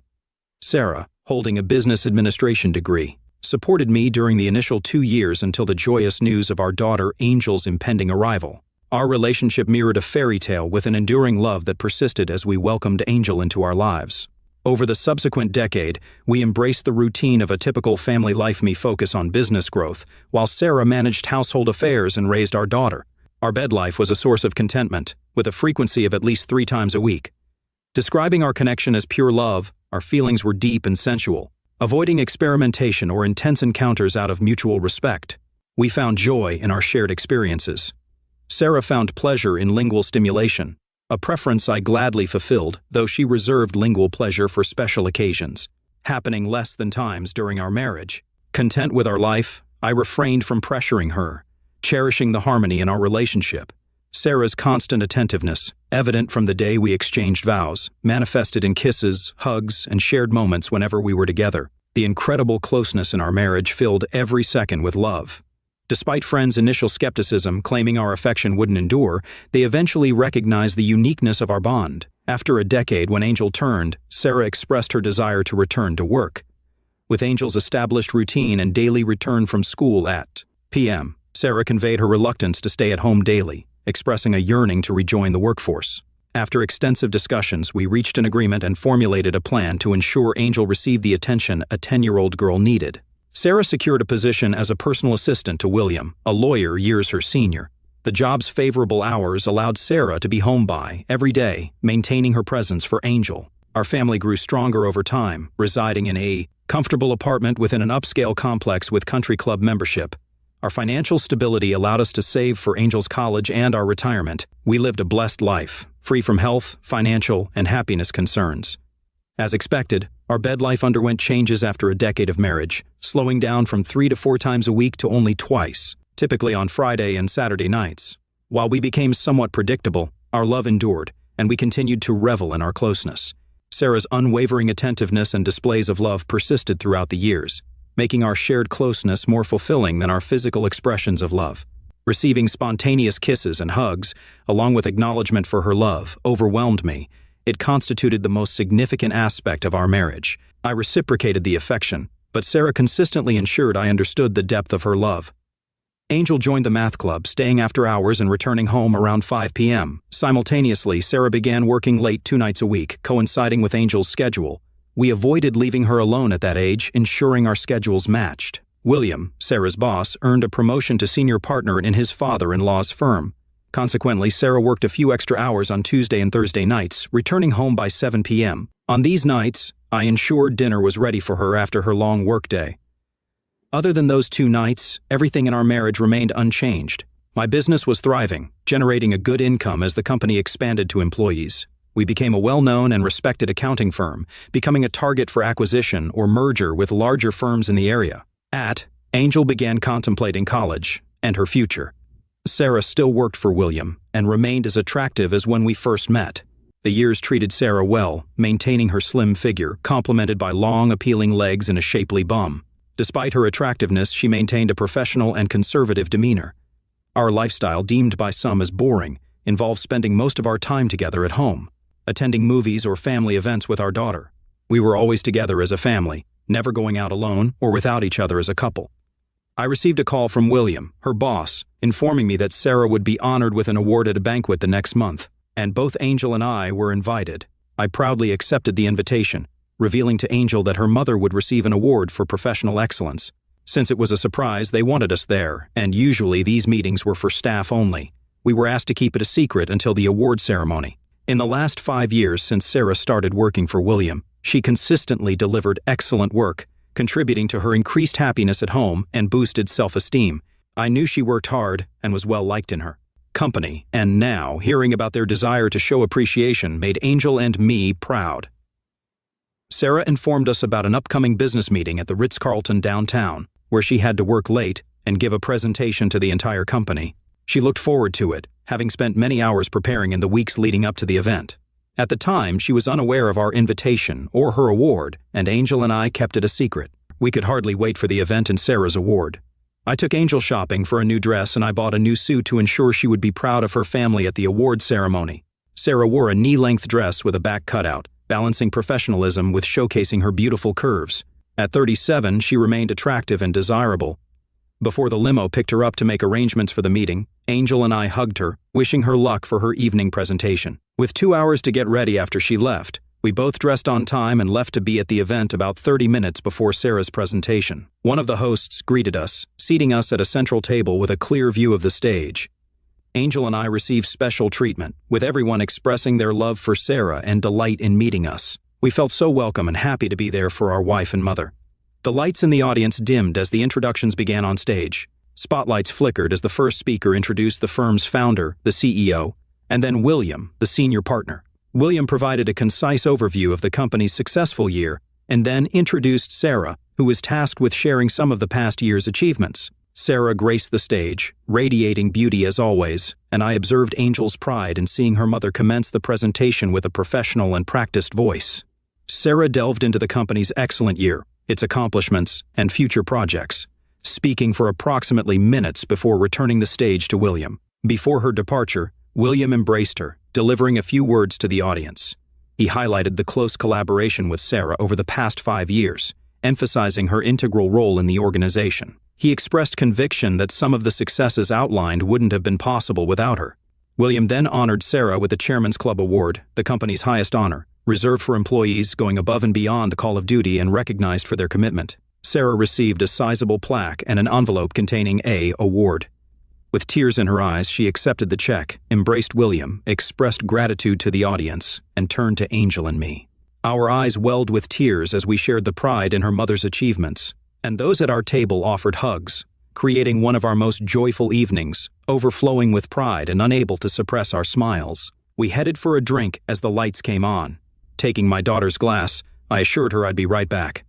At the bar, amidst long lines, I spotted an empty one near the stage and decided to fetch a double Jack and a soft drink for Angel. In high spirits, I threw $1.05 into the tip jar, collected my drinks, and turned to return to my table. It was precisely at that moment when my world fell apart. On the way back, something caught my eye, leading me to witness a couple behind the curtains engaged in an alarming embrace. Initially deeming it out of place for such an event, I recognized the dress the same one Sarah had worn that night. I turned once more, frozen in place, observing the couple sharing a heartfelt kiss. The embrace conveyed a familiarity beyond the moment, suggesting this wasn't their first encounter. It felt as if I were having an out-of-body experience, standing frozen with 2 drinks in hand and my mouth agape. I watched until the couple separated, confirming that it was indeed the love of my life sharing a romantic kiss with her boss, William. In that moment, I dropped one of the drinks, drawing the lover's attention. Sarah saw me and appeared shocked. As I returned to my senses, I turned and walked back to the table with the remaining drink.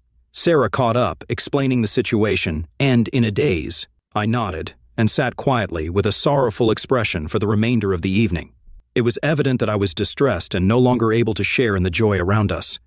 I witnessed more than a friendly kiss. In fact, Sarah and I hadn't kissed so passionately in years over 5, to be exact. Reflecting on those years and the changes that had occurred, I sensed trouble looming, though I wasn't certain of its nature at that point. Driving home, Angel and Sarah discussed the night, with Angel expressing pride in her mother. Still reeling from what I'd seen, I remained silent, lost in my own thoughts. Both girls noticed my reticence, attempting to coax me into conversation, but I maintained a persistent silence. Sarah, sensing the unease, tried to make amends with sweetness and extra affection. But I wasn't receptive. That night I made an effort to conceal my emotions from Angel, however. Being perceptive, she sensed my distress and sensibly allowed me to be with my thoughts. Before bedtime, she expressed her support, mentioning that she was available for a conversation. After a hug and a kiss, she went to bed. I silently withdrew, and shortly thereafter, Sarah joined me in the room. She inquired about my well-being, expressing concern despite her attempt to comfort me. After a minute of silence, I chose to turn away. Apologizing for the situation, she pleaded for communication, but I lay silent, anger replacing my initial shock. I refrained from speaking, realizing any words would be hurtful and unproductive. That night, her attempts at affection went unanswered, and I endured the worst sleep. The next morning, a Saturday, I opened my eyes to sunlight, anticipating a challenging day. Recalling the distressing scene, I tried to make sense of the situation. Climbing out of bed, I went to the bathroom, washed and brushed my teeth. Returning to the bedroom, Sarah sat up in bed, watching me and trying to act normal. "Good morning, sweetheart. Did you sleep well?" she asked, as if nothing had happened. I ignored her question, donned a pair of jeans and a t-shirt, and before leaving the bedroom, I looked at her. Speaking to her for the first time since the kiss, I turned to her with a hateful look and uttered, "How long?" She didn't answer, merely looking at her hands. I left her, heading out for breakfast and some time to think, ending the conversation.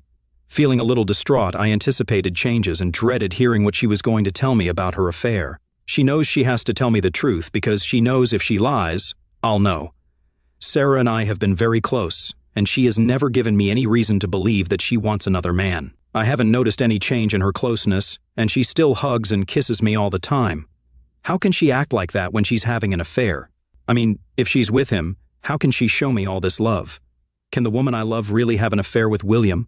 I glanced at the clock, aware that Angel was supposed to be at school for math club by 1 p.m. Realizing it was time to face it, I drove home and found Sarah on the patio with a cup of coffee, staring out at the lake. Without saying a word, I poured myself a cup, sat down next to her, and asked her those two words again, "How long?" After a few minutes of silence, I noticed tears running down Sarah's face. The revelation that followed sent a shiver down my spine and caused a stomachache so intense that I almost felt nauseous. In a soft, tearful voice, she mentioned a span of 3 years. I inquired, seeking confirmation, and she affirmed, mentioning the nights I worked late. "Yes," she whispered. I sat in silence for a few minutes before finally breaking it. My attempt at understanding led to the conclusion that the 2 nights she worked late every week for the last 3 years were the only times she had been lovemaking with William. Seeking clarification, I asked if my understanding was correct. She affirmed, stating they had never engaged in such activities anywhere else, and expressing a desire to explain more when given the chance. I expressed my response, urging her to withhold any explanations. She had just disclosed her involvement with her boss 2 nights a week for the past 3 years. The arithmetic was simple, over instances, assuming a minimum of twice a night. I confronted Sarah, emphasizing the gravity of her actions over times of betrayal behind my back. I questioned the possibility of any man enduring such knowledge. Tears streamed down her face onto her lap as I continued. The depth of my hurt unfolded as I reflected on the potential mockery they shared, picturing them laughing at my ignorance. Expressing my gratitude with bitter sarcasm, I acknowledged the profound humiliation and intentional pain she inflicted. The person I believed loved me had betrayed our marriage and shattered my heart in unexpected and devastating revelation that left me profoundly wounded. She insisted, saying it wasn't as it seemed. I didn't buy it. Disrupting her attempt to explain, I instructed her to be silent. Ignoring her pleas, I stood up and left the porch as she remained seated, crying and begging for me to stay. I maintained a composed exterior, however, internally, I felt an explosion of emotions. To gain control over my turbulent feelings, I went for a ride. The sense of betrayal was unfamiliar and overwhelming, and I needed time to process her words and decide on my course of action. I needed to talk to someone, and the only family I had left was my brother Tony. We were very close growing up, but we took different paths in life. Tony spent 5 years in a federal prison for medication trafficking and moved in dangerous circles. By comparison, I was a churchgoer, an accountant who paid too much in taxes and didn't even have a parking ticket. Tony and I didn't talk very often, but growing up, Tony always looked to me for support. I was there for him during his trial, and thanks to my political contacts, was able to get his sentence reduced from the mandatory 20 years to 5 years. That morning, I called him. I inquired about Tony's well-being and caught up with him. Subsequently, I disclosed the challenging situation I was confronting. "Of course. What's up?" I conveyed the difficulty of the situation, disclosing that Sarah had cheated on me and that I had just discovered it. Experiencing hurt and pain, I detailed how I was aimlessly driving around and emphasized the necessity of talking to someone. I apologized for burdening him with my problems. "Oh man, I love Sarah. And I can't believe she did this. Do you know who did it yet and what exactly? Acknowledging his disbelief and love for Sarah, I admitted that I knew who was involved but lacked all the details. I disclosed that it wasn't a one-time occurrence and expressed a strong desire for revenge against the person responsible. The intense anger I felt even made me contemplate damaging my wife. Tony offered his advice, drawing on the experiences of many friends who had gone through similar situations. He urged me to release my anger by engaging in physical activities like going to the gym or jogging. He emphasized the importance of calming down and allowing him to assist me in navigating through the challenges. Tony encouraged me to confront the situation by gathering all available information and deciding on a course of action. He assured me of his support in executing any plans I formulated, advising me to keep my words minimal and act as normally as possible. He acknowledged the difficulty of the task. Finally, he instructed me to call him the next day with updates, assuring me of his continued assistance. Expressing gratitude, I thanked Tony for his help and conveyed my intention to call him the following day, bringing our conversation to an end. On the drive, I passed a mattress store and had my first idea. I parked in the lot and made the first move. I had no intention of leaving the marriage until Angel was in college, which meant I'd be married for the next 2 years. There was no way I was going to sleep with Sarah again, and I'd be damned if I left my bedroom. So I had my first action plan, which made me realize there was a lot more to do.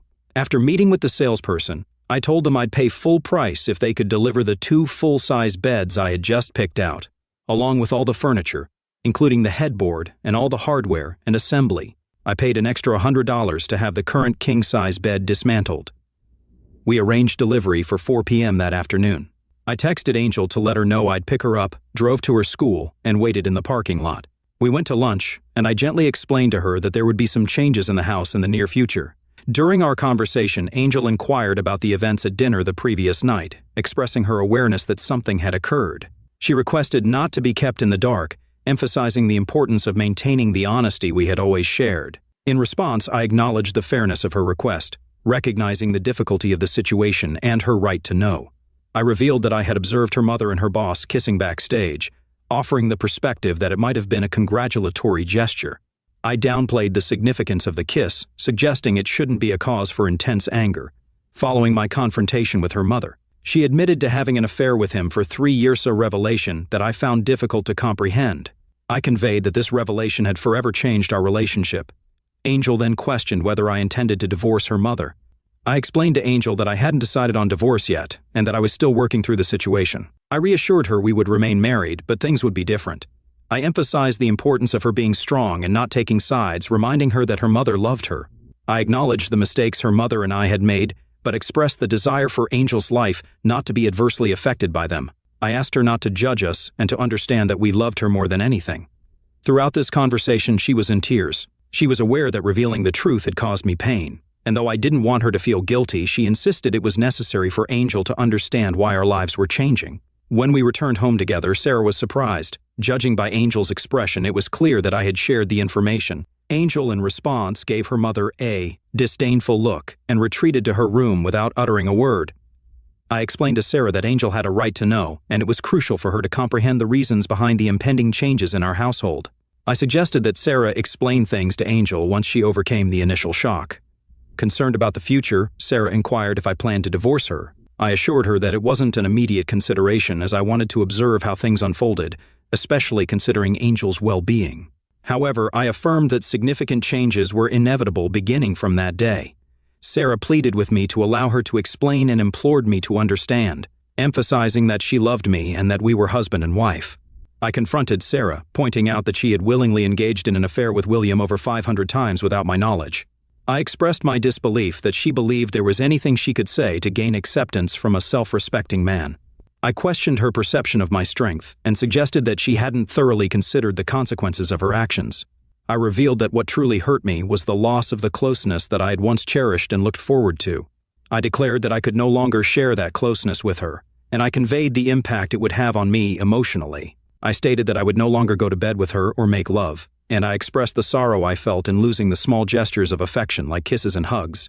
Acknowledging the inevitability of changes in our relationship due to her breach of marriage vows, I declared that, like her, I would no longer be faithful and would seek other lovers. This was a departure from my previous stance, as I had never considered such actions before. I concluded by asserting that she could continue seeing her lover because she would no longer receive anything from me. It was as if she had received a blow on the head and physically withdrew from my remarks. She lost her balance and dropped onto the couch, startled. Sarah had obviously not realized the consequences of her infidelity. I communicated to Sarah that I couldn't agree to remain faithful after her betrayal, considering the magnitude of her actions. I expressed my intention to seek other relationships, a decision influenced by the pain caused by her cheating, lying, and infidelity. As the conversation unfolded, the doorbell rang, providing a timely interruption. I welcomed the installers who had arrived to remove our shared bed. I explained to Sarah that as a result of our strained relationship, I had purchased 2 new beds to replace the old one. The installation process was already in progress. Sarah questioned the presence of the installers and the reason behind the changes. I clarified that, since I had decided never to share a bed with her again, it wouldn't be fair for either of us to move into the guest room. Therefore, I had bought 2 separate beds. Our current bed was being removed, and new ones were being set up. I informed her about the option to exchange her mattress within 90 days if she didn't like the one I had chosen.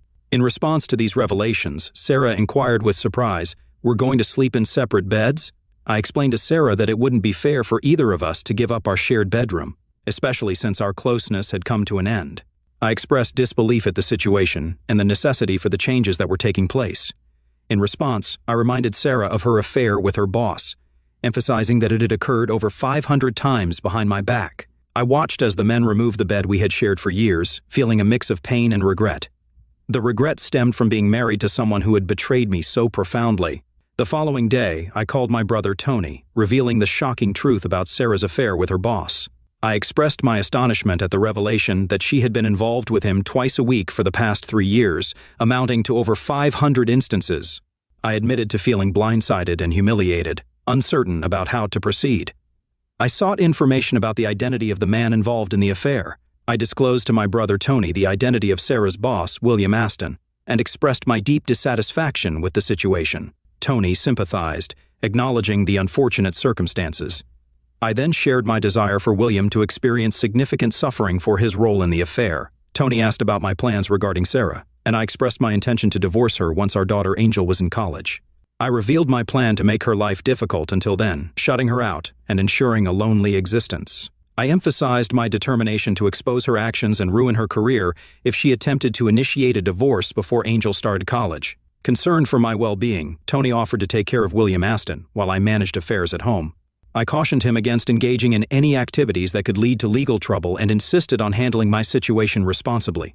Tony assured me that he understood and promised not to take actions that could jeopardize his own safety. We concluded the conversation with the understanding that we would talk again soon. The following weeks were stressful at home. Sarah tried to engage me in conversation, but I refused to answer her with more than a word or two. I could tell she was frustrated and tried to help me forgive her, but I was still hurt, angry, and unyielding. I buried myself in work, came home late every night, and wasn't home on the weekends. Tensions were high and everyone was walking on eggshells, waiting for me to explode. One night, after a long day at work, I came home and found Sarah in her bed, waiting to talk to me. After all these years of sleeping with the only woman I loved, I was now sleeping in a bed just a few feet away from Sarah's. It was sad, and I wasn't sure how I was going to do this for the next 2 years until Angel left for university. After my shower, as I lay down in bed, Sarah initiated a conversation, asking about my day. I responded briefly with a simple, "Good." She expressed a desire to discuss some matters and acknowledged that she knew I wanted nothing to do with her. Despite that, she conveyed her love for me and expressed a willingness to make small improvements in our relationship. She proposed the idea of quitting her job, suggesting that we didn't need the extra money and that she could be more present for me. She asked for my thoughts on the matter. Despite my efforts to control my anger, her attempt to use terms of closeness triggered a rage in me. I sat up and spoke harshly, expressing indifference to her decisions and urging her to do whatever she wanted with her life. I made it clear that I no longer wanted any romantic involvement with her. Tears welled in my eyes as I conveyed the emotional impact of her actions. As I rolled over and rested my head on the pillow, I heard Sarah sobbing, realizing the depth of the pain I felt. She pleaded for an opportunity to talk, acknowledging the sorrow and regret she felt for her actions. She expressed her continued love for me, the anguish caused by our lack of physical connection, and the heartbreak from the perceived coldness between us. She confessed her uncertainty about how to fix the situation, but emphasized her desire to salvage the relationship. Sarah also mentioned the toxic tensions in the house and expressed concern for our daughter, Angel, who seemed affected by the strained atmosphere. She suggested the idea of counseling to find a way to coexist without hatred, urging me to consider it for Angel's sake, as her departure from the home was imminent. I sighed, acknowledging the fairness in Sarah's concern for Angel, realizing that our daughter was going through a difficult time. After a brief pause, surprising Sarah, I agreed to attend therapy, emphasizing that my motivation was solely for Angel's benefit, not Sarah's. Sarah, visibly moved, interpreted this as progress, and her tears shifted from sorrow to happiness. The following evening, Sarah informed me that she had found a therapist and planned to meet with her individually the next day. She mentioned arranging a couples meeting for Friday at 3 p.m., recognizing the necessity to find a way to coexist without a prolonged divorce process. I agreed with Sarah's decision and acknowledged that living in peace was essential. Angel expressed excitement upon learning about the counseling sessions, hopeful that they might bring her family back together. Her smile, absent for weeks, reappeared. Sarah shared the news with me, stating that Angel was pleased about my agreement to attend couples counseling. Every night after work, I dined alone, intentionally avoiding spending time with Sarah. However, the absence of my daughter, my Angel, during these moments left a void. I longed for the warmth of her smile, the comfort of her hugs, and the endearing way she called me Daddy. Despite my desire to distance myself from Sarah, the yearning for a connection with my daughter tugged at my heart. Sarah went to her solo counseling session and was wiped out that evening. When I got home, I found that she had been crying, and I realized that it was probably hard to tell someone that they had cheated on our family for years. Somehow, I had no sympathy or compassion for the woman who had broken my heart. My brother Tony called me later that week to tell me what was going on. He explained that he was still owed some favors from his former acquaintances, and that the debt they owed him was not in cash, but in favors for what he had done for them. He told me not to bother, that everything was in control. After contacting one of his associates, Tony explained the situation. They understood and told him they would take care of it and let him know when it was done. Tony explained that they did want to hurt him, and they wanted to leave it so he would remember it for the rest of his life. He left it in their hands, and he knew it was not going to be pretty. Tony gave them the man's name, the place where he worked, and his phone number. That was all they needed. I guess when Sarah told William that I had found out about their affair, he was heartbroken. He loved Sarah and the way she made him feel. Apparently, they considered themselves a couple when they were together and shared their love during that brief time alone. After their affair became a habit, neither of them believed that their few hours a week could hurt anyone. They were simply two friends spending some time together. Both believed that their spouses never gave up anything or missed their love and time. It was only a few hours a week, and neither spouse missed their short time together. It was the perfect relationship that gave them the excitement and extra love that had been blunted by many years of marriage. After the initial meeting with Dr. Winters, the counselor, our session commenced as expected. The counselor took the lead in initiating the conversation. She addressed me, expressing gratitude for my attendance, and acknowledged that Sarah had already shared her perspective during their meeting earlier in the week. Dr. Winters emphasized the importance of honesty in my responses, and assured me that everything discussed during the sessions would remain confidential. She encouraged openness, reassuring me that nothing I said would be shocking to her. I nodded in acknowledgement, curious to see how the session would unfold. The counselor, Dr. Winters, prompted Sarah to share her intentions for the counseling sessions. Sarah, my unfaithful wife, turned her attention toward me, her eyes filled with tears, and expressed her desires. She conveyed a strong longing to communicate with me, rebuild our family, and restore the physical and emotional connection we once had. Her emotions were palpable, and I sensed the sincerity in her words. Although it was difficult to witness her pain over the loss of my love, I maintained composure, sitting quietly as she wiped her eyes with a handkerchief. When asked by the doctor about my goals for the sessions, I expressed a desire to eliminate the haunting significance of the number 500 from my thoughts. I noticed Sarah's reaction, a wince and averted gaze as I mentioned the number. In response to Dr. Winters' confusion about the number's significance, I adopted a sarcastic tone. Referencing Sarah's prior session with the counselor, I questioned Sarah about omitting this detail, prompting the counselor to request a more coherent explanation. I clarified that, being an accountant, numbers held particular importance to me.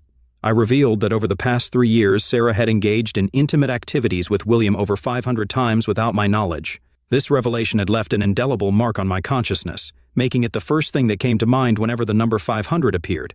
After each outburst, a period of silence ensued as emotions settled.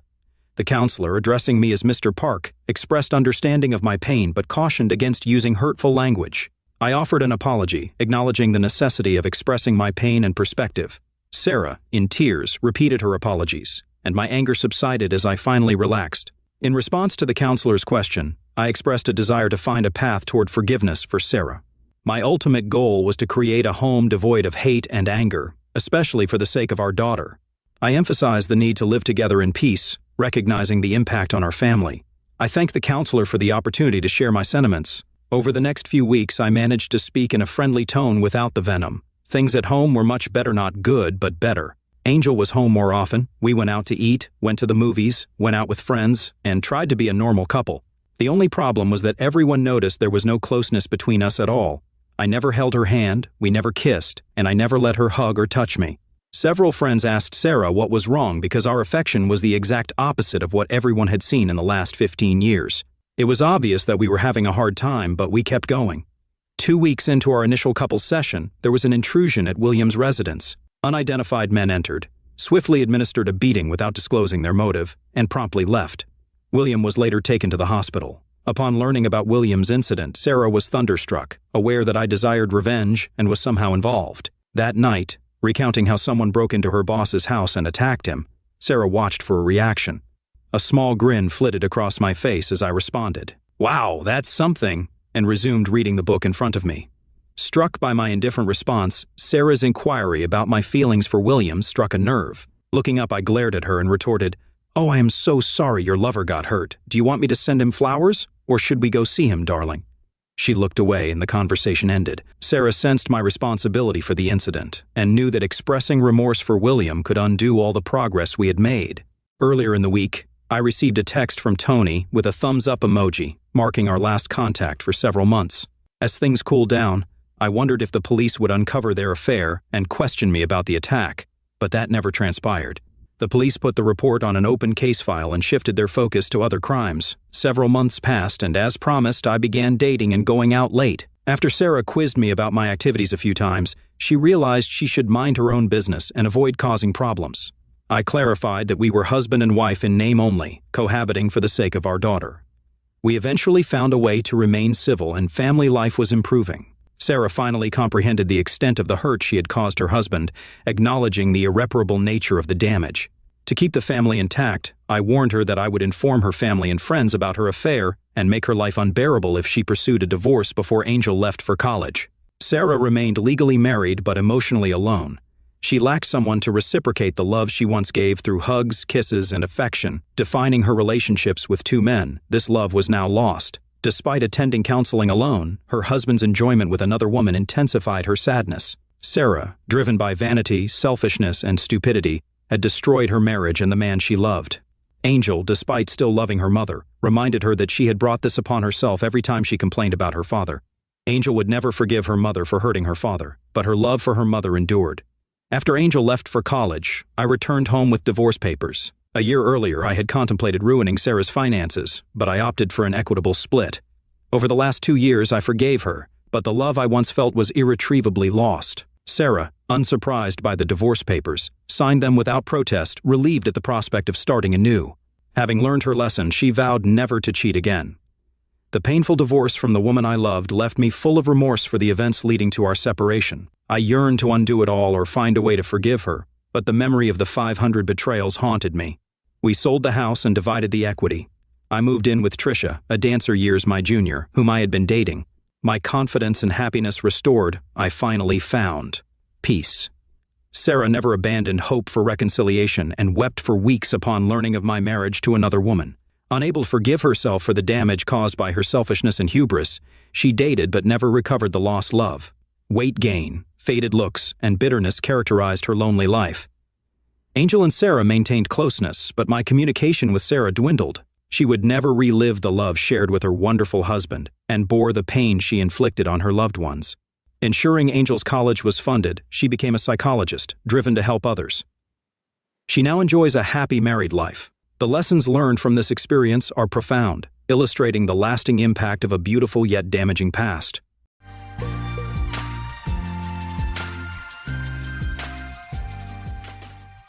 During my sophomore year of college, I was a classic nerd, absorbed in math and oblivious to the social scene.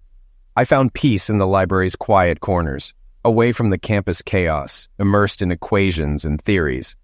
Although I wasn't unattractive, I believed my intellectual focus left no room for romance. One night, reluctantly attending a party, I sat alone with a beer, feeling out of place. That's when Tracy, the campus beauty and my secret crush, unexpectedly joined me. She was stunning, drawing everyone's attention, yet she chose to talk to me. Our connection was immediate, and soon we were inseparable, marrying shortly after graduation. "Oh my goodness, Mark, you're still unmatched in every way," Tracy exclaimed joyfully. Her praise, though flattering, was troubling. After nearly 3 decades of marriage, why was she comparing me to other men? This thought struck me hard, making me gasp as if punched. We were in an otherwise close moment, and her words were disconcerting.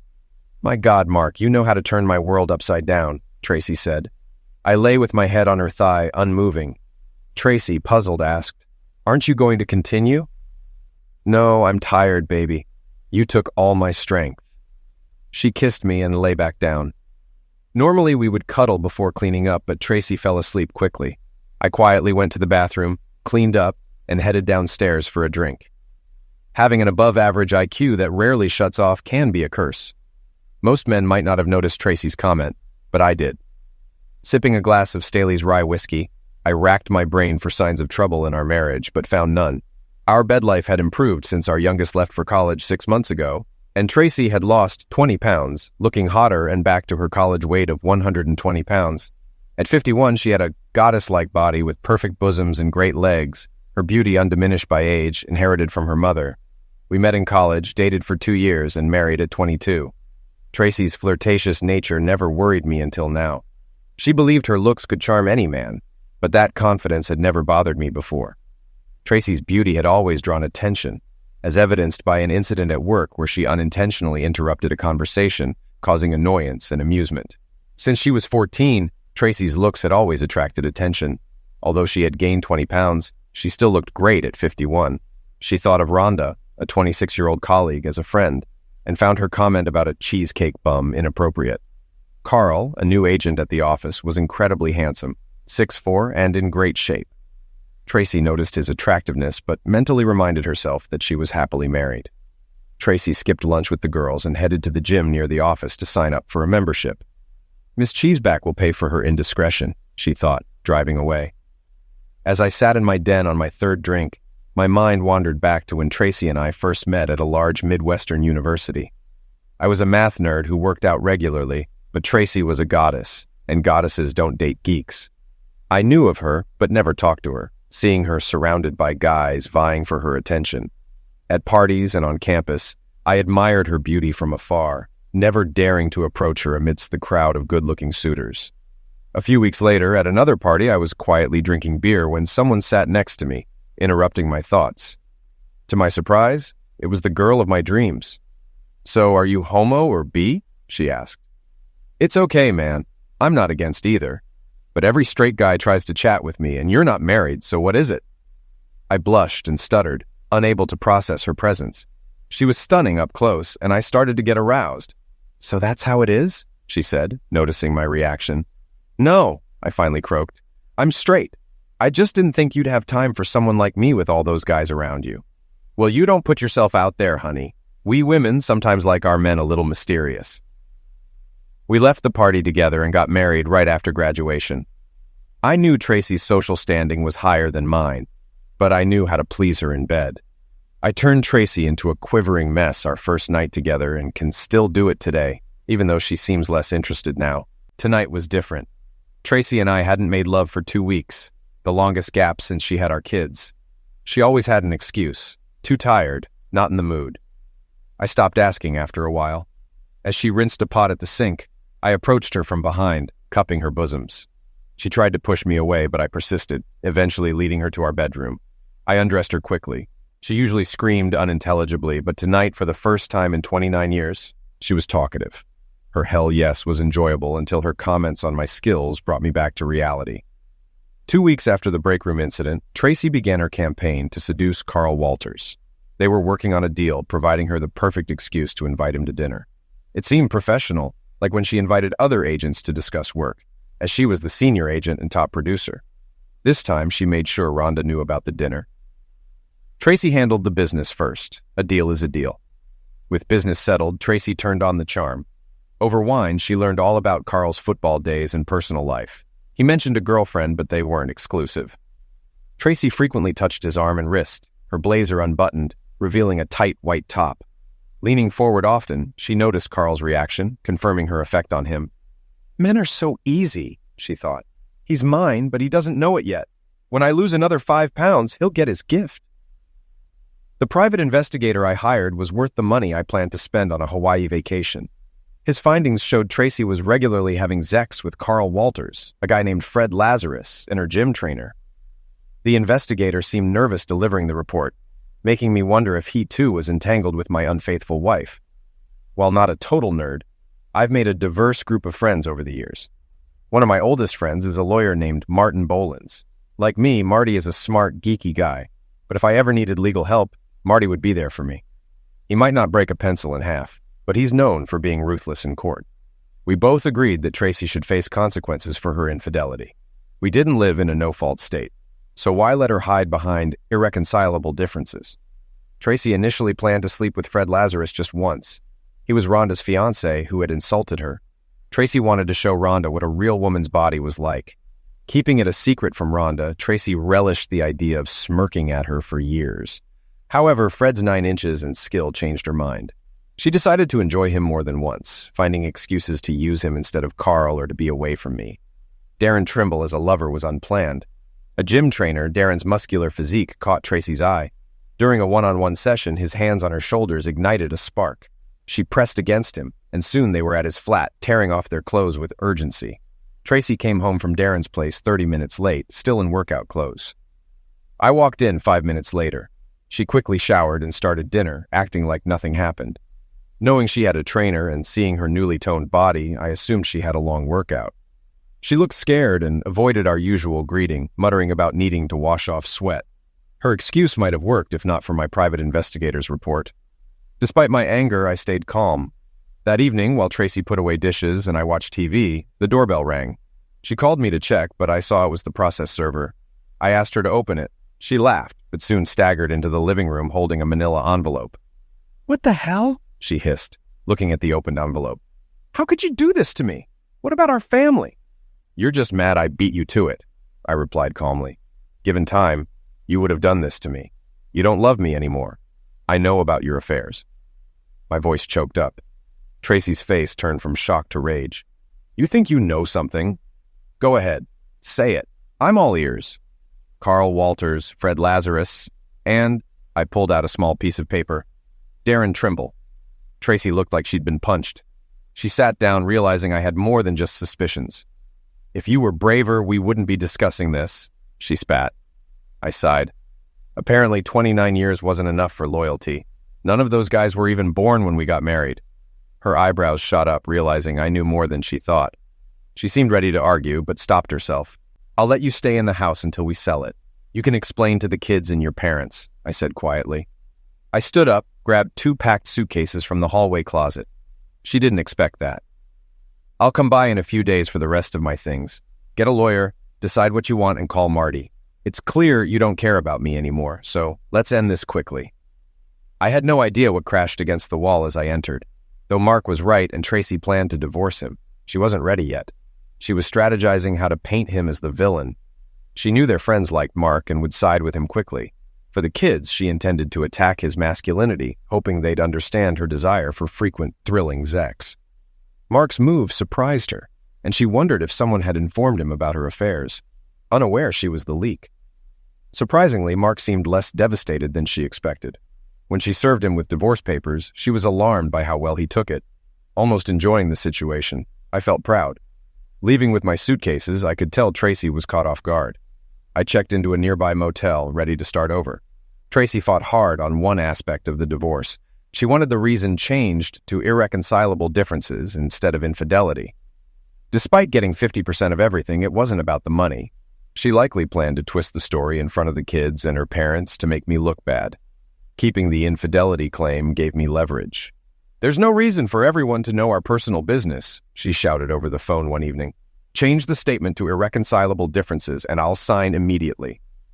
"Tracy, I know geeks can be socially awkward, but your logic is transparent. I won't let you lie to escape this. You chose to cheat while we were still married, and now it's public. All you had to do was respect me enough to divorce me first." Tracy tried to humiliate me by spreading rumors that I was bad in bed. I heard it from friends who got the info from their wives. She thought I'd cave to avoid embarrassment. The hardest part was when my youngest daughter, Allison, accused me of stalking Tracy to soothe my ego. "If your mom wants to play dirty, let's go," I said. "She probably told you about her affair, but did she mention she's with 3 guys a little older than your sister?" 3, I emphasized, holding up 3 fingers. "I may not be as young as I once was, but I can still take care of myself. This isn't about me. Your mother has become self-centered. 3 guys, Allison. Doesn't she love me anymore? Fine. But she didn't need to sleep with 3 guys who should be dating you, not her." Allison looked shocked, stuttering and crying in my kitchen. I'd never spoken so harshly or criticized Tracy in front of her. Allison left my apartment looking lost and confused. It took all my willpower not to stop her and give her a comforting hug. 20 minutes later, Tracy's mother, Barb, called me. We hadn't spoken since I filed for divorce, but we used to have a great relationship. "How could you say such horrible things to my granddaughter, you idiot?" Barb screamed over the phone. "She used to adore you, and now she's crying on my couch. How could you say such terrible things about Tracy?" "Mom, please listen. You've only heard one side, not mine. Tracy's with 3 guys. If you don't believe me, I have proof." Barb gasped. "Oh my God, Mark, do you have photos? Videos?" "Yes, Mom," I said quietly. I didn't want to go nuclear, but Tracy forced my hand. "No, Mark, that's not necessary. I'll talk to her. 3 guys? I'm so sorry, Mark. Truly." She hung up quietly. I shook my head as I hung up. Barb had been like a mother to me since my dad died 12 years ago. We used to discuss my problems, but now I had to reveal Tracy's infidelity, crushing her. The divorce was granted on the grounds of infidelity after a year. Tracy likely continued seeing her 3 lovers, but I wasn't tracking her anymore. Life had become interesting for me. About a month after filing for divorce, 2 women from the university's science department visited my basement office to check on me. Though I barely knew them, it was nice of them to show concern. Both were good-looking. One divorced in her 50s, the other widowed in her 40s. Over the next few weeks, many women from campus stopped by to see how I was doing. One day, as I was leaving my office, the administrative secretary of the mathematics department gave me a radiant smile. "Okay, Colleen, spill it. What's going on? Did I inherit some money?" "You seriously have no idea, do you?" Colleen, a 35-year-old curvy divorcee with raven hair and green eyes, asked mockingly. I noticed for the first time how beautiful she was. "It's because of your recent weight loss, Mark," she explained, emphasizing her ring finger. "You lost 120 pounds. You were always a nice guy, but being married made you off limits. Now, with no ring, it's hunting season. Good guys like you are rare, smart, nice, and single. Someone saw the divorce papers and the news spread across campus. But the divorce isn't finalized yet. I won't be free for a few months. Everyone wants you to know they're waiting for you. By the way, I'm applying too, Dr. Robertson." Okay. I'll put your application in the queue." "Really? You're so charming." Tracy thought Mark wouldn't talk about their situation, but within 2 weeks, everyone knew, and it continued until the divorce was final a year later. "Are you crazy, Tracy? How could you let the sweetest guy in the world leave you?" Marge Rochambeau, Tracy's oldest friend, asked her a month after Mark filed. "Oh crap, how does she already know?" Tracy wondered. Marge lived 2 hours away, and Tracy thought she had time before telling friends and family.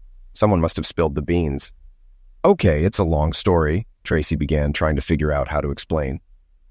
"I heard from my mom after she broke down in Walmart last week," Marge said. Marge had called Barb Mom since 2nd grade. When she asked Barb about Tracy, Barb stuttered, rambled, and finally burst into tears, revealing everything. "You cheated on a wonderful man because he got older and you thought you deserved better? What about him? You're getting older too, and you're not the same as when you were 30. Have you considered that?" Marge shouted. "I always knew you had a selfish side, but I never thought you'd show it to Mark." On the day the divorce was finalized, Mark sat in his apartment eating a small salad and drinking half a 750-milliliter bottle of Buffalo Trace bourbon. Meanwhile, Tracy invited Carl to a fancy dinner, and afterward, they went back to his place. This scene had played out many times over the past year and a few months, but this time, Tracy couldn't keep the candle lit. She disliked what was happening, but admitting it to herself, or even more so to him, was out of the question. When it was finally over, she told him she was tired and needed to go home. She carefully removed Carl's hands from her chest, got dressed, and left, noting as she got into her car that her first official night as a divorced woman was far from successful. I have a genius IQ.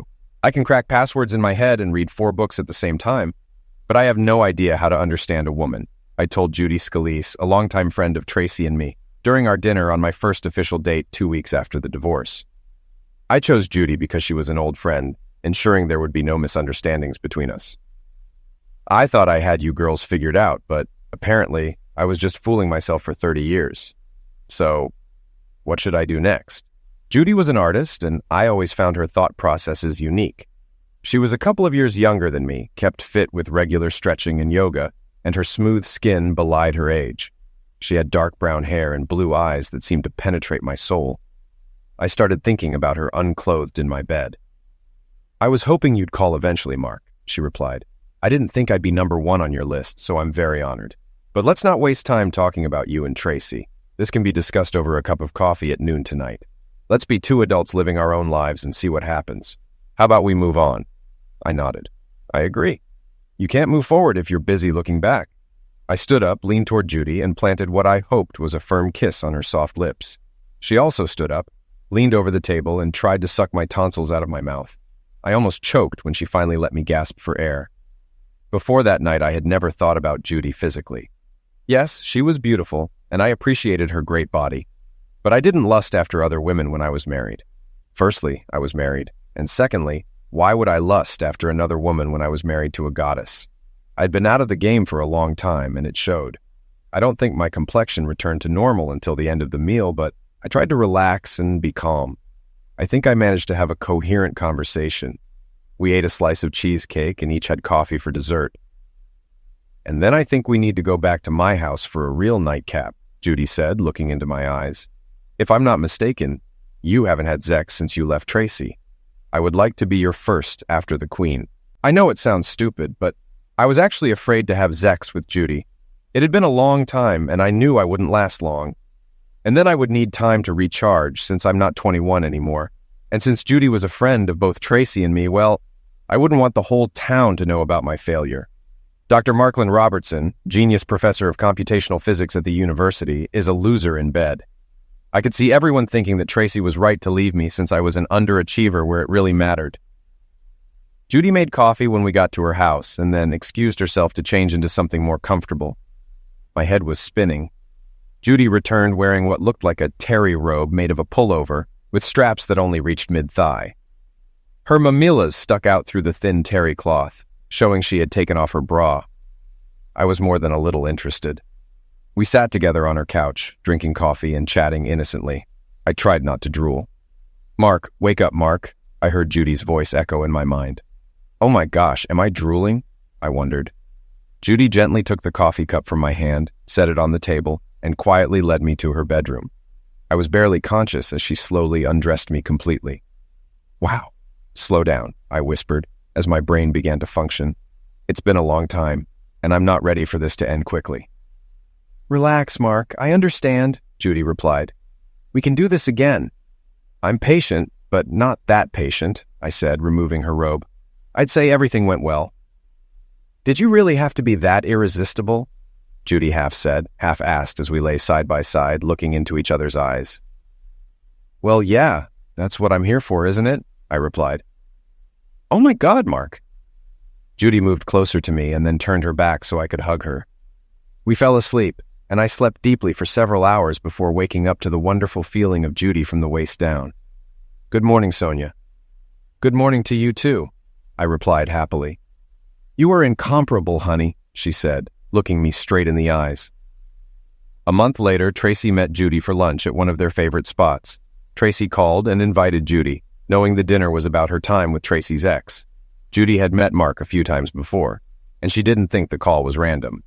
They spent the first 10 minutes catching up on the latest news and their children before Tracy finally addressed the main issue. "Lots of dates, Judy? Really? I thought you didn't exercise anymore," Tracy said with a cat-like purr, sipping her margarita. Judy blushed as Tracy spoke. Although she expected this, she felt less comfortable than she had anticipated. What she thought would be a one-time curiosity-satisfying encounter turned into something more personal when Mark Robertson gave her unforgettable dates. This man sure was a master at Zex, Judy thought to herself. Is he always this good? Judy asked, awestruck like a teenager. Tracy was puzzled by Judy's assessment of her ex-husband's talents, as she had assumed Mark wouldn't put in as much effort with a mistress as he did with his wife. Judy's reaction confirmed that Mark had rocked her world. How could you let this man leave your life? Are you crazy, little sister? Smart, handsome, sweet, and a damn wizard? Tracy's smile vanished. She quickly sipped her margarita, raised her eyebrows, and changed the subject.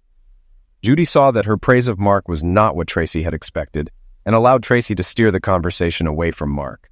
Molly Hamilton was pressed against my right side, her hand on my chest, breathing rhythmically in her sleep. We had just finished a wild Zex session. It wasn't lovemaking, and I was exhausted. I felt bad, sticky, but like $1,000,000. If I live to be 100, I'll never understand women. My ex-wife cheated on me because she said I couldn't satisfy her physically. Yet, I just had possibly the best Zex of my life with the third woman I've been with in the last 3 months. I can't make sense of it all. Molly is a physician assistant in an orthopedic clinic. It sounds cliche, but I met her at the gym. She was working out hard on the machines, sweat running down her face, filling out her tight workout uniform. I usually glance at cute girls and move on, but this babe was here to work, not to attract a partner. That's why she attracted me. I waited until she finished her workout and headed to her locker before cautiously approaching her. I haven't dated many women since my divorce, despite many showing interest. But something about her dedication at the gym caught my eye. I introduced myself and asked if I could invite her over for coffee and dessert one evening. She hesitated for a moment, then agreed, entering her name and number into my phone. We smiled at each other and I admired her as she walked away. Before she exited the gym, I called her. I know this seems desperate, but now is a good time to ask this question. How about Thursday evening? I asked. She turned and looked at me through the glass door, smiling widely. My heart might have skipped a beat. So it's Thursday evening. I'll meet you at Laszlo's at 7, she said into the phone. Needless to say, the rest of my workout went great that night. Absolutely nothing hurt. On Thursday night, I arrived at Laszlo's at 6:50, found a small table in the back, and ordered cheesecakes. Less than 2 minutes later, Molly showed up with her long blonde hair pulled back into a ponytail, wearing tight jean shorts and a t-shirt that didn't quite reach the top of her shorts. She was showing off the results of her ab workouts at the gym, and I couldn't blame her. They were definitely impressive. Her bosoms looked a little small, but they seemed to be in good symmetry with the rest of her body. Plus, she probably would have attracted too much attention if she was a little bigger because she wasn't wearing a bra, and it was easy to see when she walked up to me. I was sitting at a high-top table, so Molly had to sit up to sit in her chair while I held it for her, and her braless chest bounced when she sat down. She caught me looking at the movement and raised an eyebrow in question, so I smiled and nodded back at her. We ate cheesecake, drank coffee, and talked for 2 hours.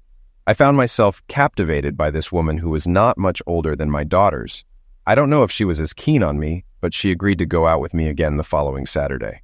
We visited the antique car museum before heading to a restaurant for a bite to eat. We then went back to my apartment, and the rest, as they say, is history. Clearly, the old man still had something left in the tank. While Mark was falling asleep on the other side of town, Tracy was being pleasured hard and fast by a young guy she had met earlier in the evening. She again did not enjoy herself as she would have liked.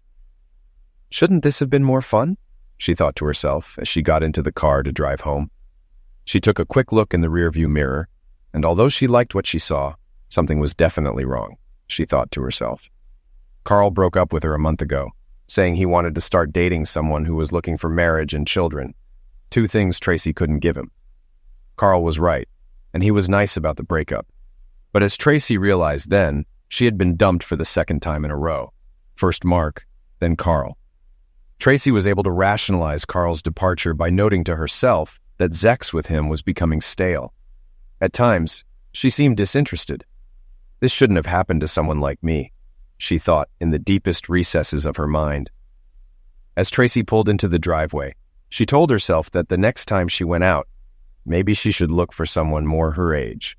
They might not be as hot as the younger guys, but maybe she would actually be interested in what they were talking about.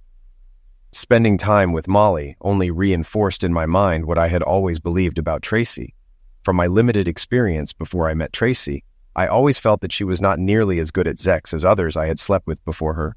and I truly believed that it was because she was a goddess and she knew it. Women like Tracy don't have to work hard to attract guys, and at the same time, that's probably why they didn't work very hard in bed at first. They don't need to. Guys get pleasure from the fact that they managed to get a beauty with big bosoms. But after a while, it's not the same thrill, especially if the woman is selfish and doesn't really give it her all. Tracy and I had a few gentle discussions about this over the years, but I've never been able to really tell her that she's just not that good in bed. So I just went with it because I loved her. But Judy, Katie, and now Molly had shown me what great Zex could be. And as I got into bed and started to fall asleep, I thought that Tracy had tricked me again. 2 weeks later, I picked up the phone to hear Tracy on the line. I was more than a little surprised and a little suspicious. I hadn't talked to her for months, and when I was with my daughters, they didn't talk about her at all because they knew I wouldn't discuss her with them. Although I wanted my daughters to love and respect their mother, I told them clearly that my relationship with their mother was over, and they needed to respect that. And so far, they have succeeded. Mark, April wants to know if we can be civil at her wedding. Robert finally proposed, and she wants us there as long as we don't act like enemies. I haven't heard from April yet, but you can assure her that I'll be the perfect gentleman. I'll remind her that you were the woman I once loved when she calls to share her good news. April called the next day to tell me her good news, and I told her the same thing I told her mother. She mentioned that Tracy would help plan the event, and I encouraged her to have the time of her life, assuring her I'd cover the costs. I'm not usually emotional, but walking April down the aisle left me stunned. My little girl, who loved dolls, silly songs, and toys, had grown into a beautiful woman inside and out. The walk down the aisle took just a couple of minutes, but in those 30 steps I saw hundreds of images flash before my eyes. When I handed her over to Robert at the altar, tears of joy streamed down my cheeks. I joined our family and stood next to Tracy, who leaned over and kissed me on the cheek. She was crying too. We danced a waltz for our father-daughter dance, and I thought it went well. Robert and his mother, Isabel, then danced a mother-son dance to the foxtrot. After that, the music turned more modern, and the hall filled with people in their 20s and 30s. I stood at the bar for about 10 minutes, sipping a single malt scotch before making my move. Tracy was on the dance floor with one of the young men, slow dancing when I walked up and asked if I could cut in. He seemed embarrassed, but Tracy beamed and extended her hand to me, making the decision for him. "You don't trust me with these kids?" Tracy teased, giving me a sideways look.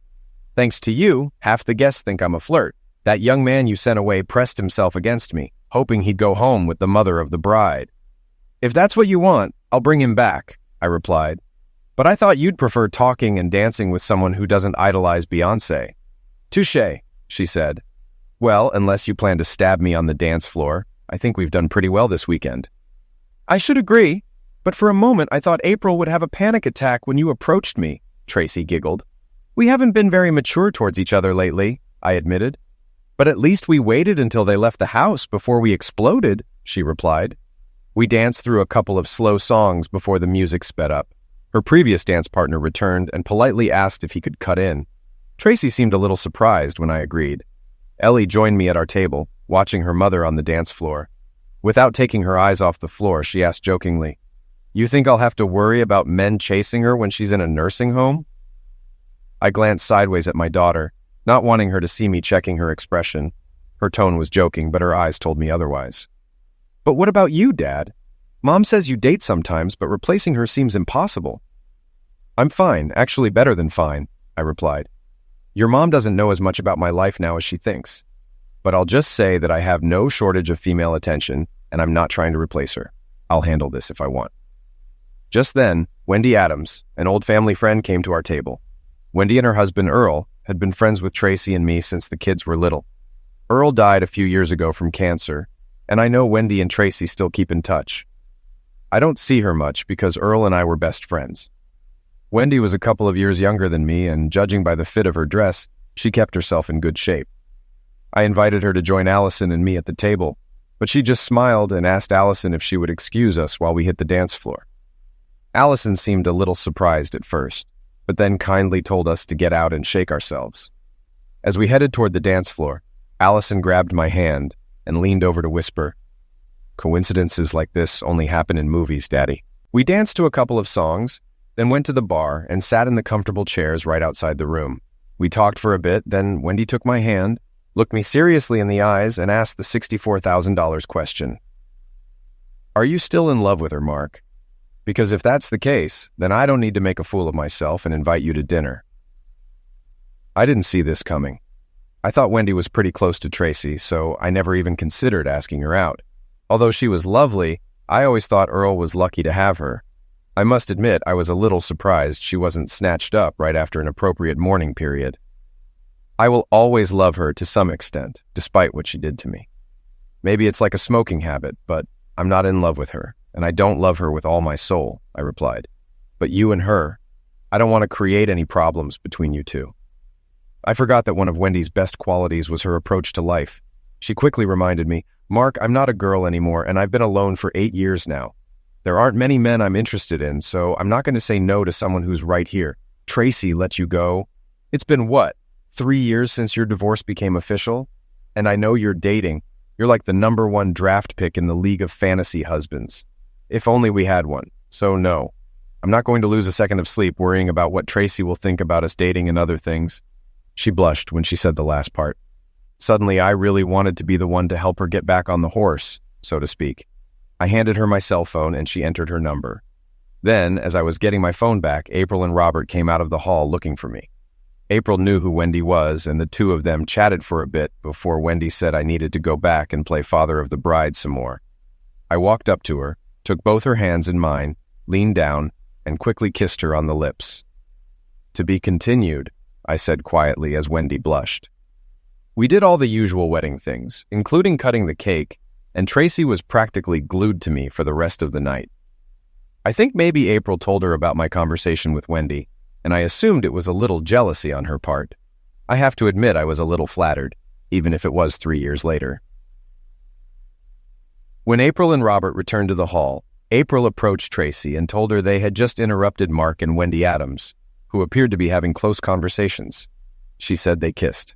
When they separated, Allison told Tracy that she had been watching Wendy and Mark on the dance floor and that Wendy looked like a teenager in love. Allison said she thought it was cute. Judging by the look on Tracy's face, she didn't think it was cute. After making sure everything was taken care of at the end of the night, Tracy and I were left alone in the hotel lobby. I knew she had come by taxi, so I offered to give her a ride home. She agreed on the condition that I let her buy me a drink at the hotel bar. Considering this was the best Tracy and I had gotten along in years, I agreed, and we walked down the hallway and sat at a low table at the bar. The lady will have bourbon on the rocks, and I'll just have Staley, I told the waitress when she asked for our order. It's nice that you still remember, Mark, Tracy said. You're still the only woman I've ever seen who knows how to drink whiskey properly, I replied. Are you going to have fun with Wendy Adams? She then blurted out, putting a hand to her cheek and blushing when she realized what she had said. I regret that. I didn't mean for it to come out that way, she stammered. I meant, are you going to date her? Over the past few years, you have dated a lot of beautiful women. I don't think you even missed me. Was it your plan to make me jealous so you could sow some wild oats? I lowered my glass and stared into her blue eyes. She looked back at me, and her eyes seemed almost glowing. The silence between us lasted about 15 seconds as I formulated my answer. That's a nice try, Tracy, but I seem to remember someone sowing their wild oats while we were still married. To this day, you have never explained what made you treat me so disrespectfully when I would have been perfectly happy to grow old with you. Will this proposal still be discussed? She interrupted. To say I was stunned would be an understatement. My jaw dropped as I stared at her. Okay, I made a mistake, a terrible mistake, an incredibly stupid mistake, Tracy sighed. I was afraid of getting old, so I got carried away with having great sex with a young guy to prove to myself that I could still attract men like before. But in reality, it wasn't different from the physical act. It was the thrill of a new man, a young man lusting after me. I wasn't smart enough to understand it back then. When I started comparing them to you, well, you seemed lacking compared to what those kids could do. And because you were just such a sweet, innocent guy while I was having fun, I thought you were just a smartass. But I was wrong. After you left me, the thrill of the game disappeared. And after a while, the excitement of a new person, or rather people, vanished. It was still an ego boost to have a young guy half my age want me, but nothing was happening emotionally. Damn it, Mark. I'd liquidate for a hug after good sex. Have you thought about dating someone your age, someone who is in your league and understands life, even if he can't hit the high notes like those kids? After all, Tracy, no matter how good you look, you're not 22 anymore either, I said. That's what I'm trying to do now, Mark, she said decisively. We had 30 good years together. Can you forgive my error in judgment and be mine again, please? There were large tears in Tracy's eyes. Before all this started, I would have held her in my arms and tried to make the world a better place for her. Even now, after everything that had happened, part of me still wanted to do just that. In the end, to some extent, it was a victory. No, 3 years ago, this might have been a victory. Now it was just a desperate apology. I shook my head slowly. First of all, we only had about 29 good years together. I definitely wouldn't call this last year a good one. But this is real life, Tracy. In real life, we won't succeed. Come on, let's take you home. Wendy Adams ended what had turned out to be a pretty good second bachelorhood for me. I waited a week to call her after the wedding. We ate at a nice seafood restaurant a couple of towns away. She wore a tight dress, and men kept staring at her all night. But unlike Tracy, she didn't seem to notice the attention. Her attention was solely focused on me. After a great meal and conversation, we went back to her house for after-dinner drinks and dessert. She poured us both a glass of cognac, which we casually drank in about 5 minutes. Then it was time for dessert. She stood up, took my hand, and led me to the upstairs bedroom. I noted that this was not the master bedroom, and did not appear to be used very often. I completely understood her reluctance to have Zex in the bed she shared with Earl. Wendy didn't need to tell me to be gentle with her. I knew she probably hadn't had Zex with more than a couple of guys since Earl's pass away, if any. I knew that they were very much in love with each other. I was very gentle and slow, starting with soft kisses on her lips as I helped her take off her clothes. She then started helping me out of mine as I kissed her bare shoulders, then her upper bosoms. Her beautiful big bosoms still had life in them and stood out proudly. Tenderness gave way to passion, which I didn't even expect from this woman. When I finally looked up, she could barely breathe out enough. We kissed a little more, then just lay there entwined until I heard her breathing enter the sleep cycle. She looked like an angel, and I must have watched her sleep for a good 10 minutes. In the last 3 years since my divorce, I have experienced an amazing sexual renaissance and enjoyed women of all ages. However, there was something about this connection. Yes, I was satisfied on a sexual level, but it seemed that I had an emotional attachment to Wendy. I just started to wonder if she felt the same way as I drifted into what turned out to be my best night of sleep in forever. Although it was no longer unusual for me to wake up in a strange bed in the morning, everything about this morning felt different. It was almost like waking up on a lazy Sunday morning in the good old days with Tracy downstairs making breakfast and the girls running around her feet playing some game. But there was no Tracy there. No laughing children. Just Wendy frying up some bacon if my nose was right. And there was a pot of coffee already brewing. I put on a t-shirt and trousers. I couldn't find my shirt and staggered downstairs, not caring about anything. Then I found my shirt. Wendy was wearing my shirt and nothing else, with the sleeves rolled up to her elbows and the buttons only halfway done. My shirt has never looked better. "Hey, Sonia, I hope you don't mind that I borrowed your shirt. It just smelled like you, and I wanted to keep that scent around for a while," she said. "Well then, how about breakfast?" I asked. "Can a starving man get a little attention?" She slowly sidled towards me as I spread my arms wide and pulled her into a tight hug. She smelled just like us last night, and I couldn't imagine a better scent in the whole world. I moaned. She moaned in response. We ate and discussed our plans for the day. It was Saturday, so we had all day to do whatever we wanted. We never discussed what I was going to do or what she was going to do. We discussed what we were going to do. We made several plans before I came up with the most brilliant idea of my life. This will sound completely stupid, but how about we get married today? I asked. "You have an excellent IQ," she replied. "I will do whatever you think is best." It was that simple. I knew the local justice of the peace had Saturday office hours, so I called to see if he was available at 4 p.m., and so it was. We had just over 7 hours to get cleaned up and ready for the wedding party. I needed a best man, and Wendy's 28-year-old son, Aaron, was more than happy to support me. Once I explained that the bride was his mother, he said he, his wife, and their 2-year-old daughter would make the hour-long drive to attend the ceremony. Wendy called her mother and asked her to be her maid of honor. When she asked, her cell phone was on speaker, and my future mother-in-law, whom I had never met, burst into tears before choking out an affirmative answer. I then called both of my daughters and invited April, Robert, Allison, and whoever she wanted to be her +1. "Do you think I should invite my mother as my guest?" she asked cheekily. "Only if you really want to, but I honestly would rather you didn't," I said. "She's had a pretty rough time lately, and I don't want to look like I'm throwing my luck in her face." One of my best friends owned a nice restaurant in town, so I quickly called him and asked if his banquet room was available for the day. He said he would be happy to provide it for me, so I booked the room for the day. We both then invited a few other people who we thought would like to celebrate this wonderful occasion with us. Before I went to the best jewelry store to buy engagement rings, Tracy was leaving her favorite boutique with some bags in her hands when she almost literally ran into Wendy on the sidewalk. Although they weren't as close as they once were, they were still friends and had been for about 25 years. They chatted amiably on the sidewalk for a few minutes before Tracy noticed 2 rings on Wendy's left hand. "My God, girl, they are absolutely amazing." Wendy blushed deeply as a light went on in Tracy's brain. Are you married to Mark?" Tracy swayed a little, and Wendy thought she might faint. She took her friend by the shoulder and helped her calm down. "I didn't know. I'm really sorry," Tracy quickly apologized. "We really didn't talk about it too much. It just all happened so fast." "Fast? It's certainly not like the Mark I know," Tracy said. "Have you ever had the feeling that everything was so right that you just had to do it?" Wendy continued.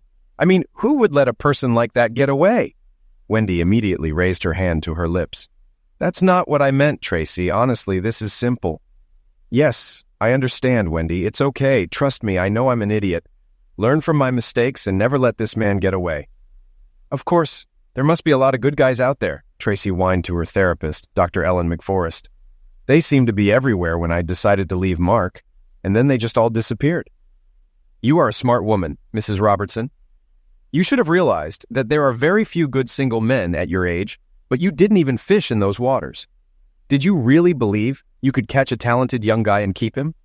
You should have known that sooner or later you might actually have to talk to him and make a life with him instead of just having sex with them. God, Doc, real life really sucks sometimes." I'm standing on the back porch of the house Wendy and I bought together shortly after we got married 10 years ago. For many reasons, we felt we should have our own home. It's a smaller house with only 2 bedrooms, but it has a large living room and a large family room, so there's room to accommodate when we have all 3 kids and their families. We have already become grandparents 6 times. I'm grilling when Wendy comes out with a couple of whiskeys on the rocks. She hands one to me and I peck her on the lips. I can't help but marvel at how she looks 20 years younger than her 63 years.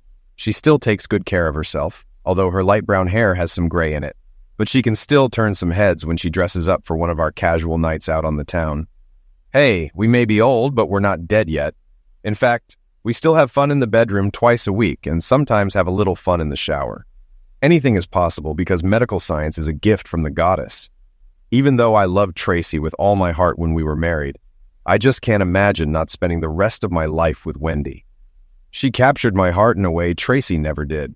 In some twisted way, I should be grateful that Tracy cheated on me because without that pain, I would never have had this pleasure. I run into Tracy every few months. She hasn't looked so good for a long time. She always looks sad and constantly apologizes. I always think about it, but I'm too polite to ever say the word thank you out loud. At 65, Tracy's large bosoms no longer rise high, but with a good support bra, it was less noticeable.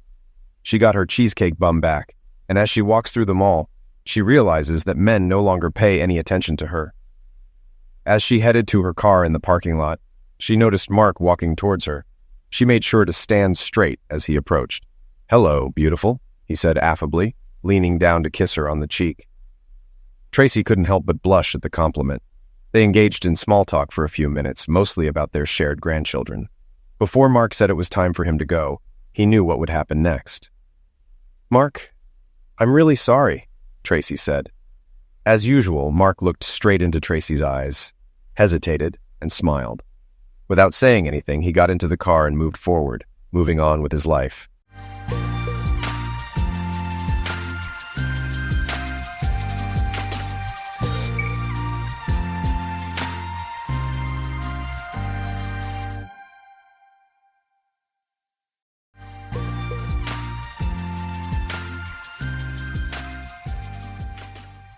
My lover got out of bed and went to his adjoining hotel room to get ready for the day. We always booked 2 adjoining rooms with a connecting door to avoid suspicion. It wouldn't be good if our affair was discovered. I was Dan's executive assistant, and we had worked together for over 2 years, being lovers for most of that time. Due to my role, we often traveled together across the country for meetings and conferences, giving us plenty of time together without raising eyebrows. I was married, and my husband stayed at home. My marriage was a fast wedding at 18 after I got pregnant by my high school boyfriend, Alan. When our parents found out, mine wanted me to adopt the baby, but his parents insisted we keep her and offered their help. Alan supported me through the pregnancy despite the judgment from others. After a difficult labor, we welcomed our daughter, Lauren, 2 days after my 19th birthday, and decided to keep her. My parents nearly disowned me, so we moved in with Alan's parents, who helped raise Lauren. After graduating, we both got jobs, married in a simple ceremony, and moved into a small house. Our plans for university were postponed when we had another daughter, Emma. Over the next decade, with hard work and support, we both earned university degrees while working part-time and raising our daughters. Alan was very close to the girls, but my relationship with them was strained. We often fought, and I sometimes resented them, blaming them for the life I had to give up. After graduation, I became the executive assistant to Dan Johnson, the business development manager for a medical device company. I was 32, and he was 41. We quickly became a strong professional team, and I loved my job. Sales were increasing, management was happy, and I got a raise. My job involved a lot of travel, often with Dan, which was exciting. We visited new places, met clients, negotiated deals, and interacted with executives. Though I was away from home 3 weeks out of 4, the experience was fantastic. Dan and I spent a lot of time together and became close despite our age difference. He was married with 3 young children. To prevent Alan from worrying about my travels, I lied that I mostly traveled alone or with another woman and downplayed my relationship with Dan. In truth, I was fascinated and attracted to Dan. We often found cozy restaurants for dinner, wine, and long conversations. About 6 months in, after landing a big sales order, we celebrated with a special dinner and champagne. That night, Dan confessed his love for me. My heart raced, and after a moment of hesitation, I followed him to his room. We spent the night together. The next morning, I felt guilty but justified it as an experience I deserved since I hadn't had the chance to explore relationships when I was younger. I also realized I had forgotten Emma's 11th birthday the night before. Despite the guilt, I acknowledged my involvement as Dan smiled and squeezed my hand on the plane home. When I got home, the guilt hit me again. Alan was happy to see me after a week away, but I avoided his hugs and kisses. That night, I declined his advances, claiming I was tired, though I was also sore from being with Dan. It was the first time I had ever turned Alan down. Our affair, which began 18 months ago, continued nonstop. Over time, I got over the guilt and hid my secret from Alan, emotionally disconnecting from him and our girls. My thoughts were always about Dan. Lying became second nature, and I didn't feel guilty anymore. I had fallen deeply in love with Dan, and occasionally thought about leaving Alan for him. As our company expanded, Dan and I traveled more often for work. When there were no scheduled trips, we created fake business trips and spent the night in a nearby hotel. We also took short vacations together, using conferences as an alibi. We were careful at work, always behaving professionally and never meeting alone. We communicated through secret email accounts and never met in our town. At home, I argued with Alan about my demanding boss and frequent travel. He often suggested finding a job with less travel, but I told him I was learning too much and earning well. During rare work events with partners, we were very cautious, briefly introducing our spouses before mingling with others. No one suspected anything. Alan was happy with my career success, but annoyed by my frequent absences, which left him to handle most of the child-rearing on top of his IT job. Although I still loved Alan, we were drifting apart, and our affection had dwindled. I felt guilty and made a mental note to try to make it up to him. We had a rough start in life early on, having our first child at 16, getting married at 18, and having another shortly thereafter. Through hard work and teamwork, we managed to graduate from university, me with a degree in information technology and Amy with a degree in commerce, all while raising 2 girls. We overlooked the difficulties because we loved each other deeply. When Amy got her first professional job after graduation about 2 years ago, she was overjoyed, and I was very proud of her. Finally, we were both working professionally, earning a good salary, and could begin enjoying a normal life together. At first, I supported her career in every way I could, but I grew increasingly resentful of the long hours she worked and the amount of traveling she did. She left home around 7 in the morning and usually didn't get home until 6 or 7 in the evening. Most weeks, she would be gone for at least 1 or 2 nights, sometimes more. And occasionally, she wouldn't get home until Saturday afternoon. When she was home during the week, she either worked after dinner or just sat in front of the TV. On Saturdays, she would sleep late and then go shopping. On Sundays, she would go to the gym in the morning and then have lunch with her girlfriends. She was usually too tired to go out with me in the evening. We didn't spend much family time together. She was always too busy at work to take vacations, so the girls and I often vacationed without her. I noticed that her character was changing. The loving wife and mother was gone, replaced by a selfish, often irritated, and aloof person sharing my bed. Whenever I tried to bring it up, I was immediately rebuffed. She would say it was just my imagination, or that she was tired from work, or she was working hard for us, or that everything was fine. I worried about how it might end. At the end of her first year, I was required to accompany her to a Christmas party at the CEO's mansion. It was there that I first met her boss, Dan, and his wife. We chatted politely but briefly about nothing.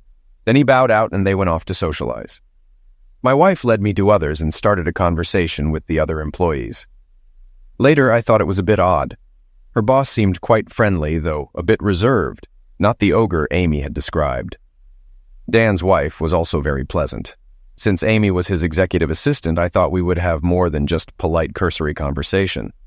I also sensed that Amy was a little tense. She had a habit of talking really fast when she was nervous, and it gave her away. I thought it was odd that she was nervous around her boss when they worked so closely together. It was perplexing to me. Although I trusted her completely, I still put the thought aside for later. Over the next year, I was very busy as I decided to start my own IT consulting company. Additionally, I was practically single-handedly raising our girls, so I pushed all concerns about Amy to the back burner. Life with Amy was a repeat of the previous year. She started traveling even more often and becoming more distant from all 3 of us. Lately, I began to notice that her attitude toward me was becoming condescending and dismissive. She showed me no love, no affection, nothing. Only occasionally did I receive something without any love or closeness. It was obvious that our relationship was crumbling.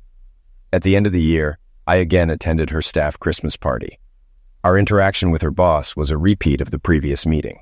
Afterward, a fleeting thought crossed my mind that she was hiding something. For the first time since we met at 18, I began to doubt her.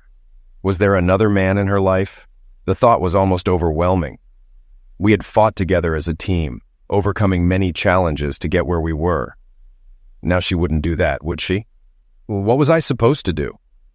I didn't go to the extreme of hiring a private investigator or hacking into her computer, but I began to observe her more closely. I couldn't see anything out of the ordinary. Either it was my imagination, or she was very clever at covering her tracks. Either way, all was not well between us. I guess I was just too busy to bother. Meanwhile, my girls were growing up rapidly. We spent a lot of time together and were very close, although, unfortunately, their mother had little time for them. Both girls were avid soccer players, so every Saturday morning during the season, I went to watch them play. It was the highlight of my week. After the game, we would go out for lunch somewhere, usually to their favorite Japanese restaurant, and chat about what they were doing. I noticed that they almost never mentioned their mother.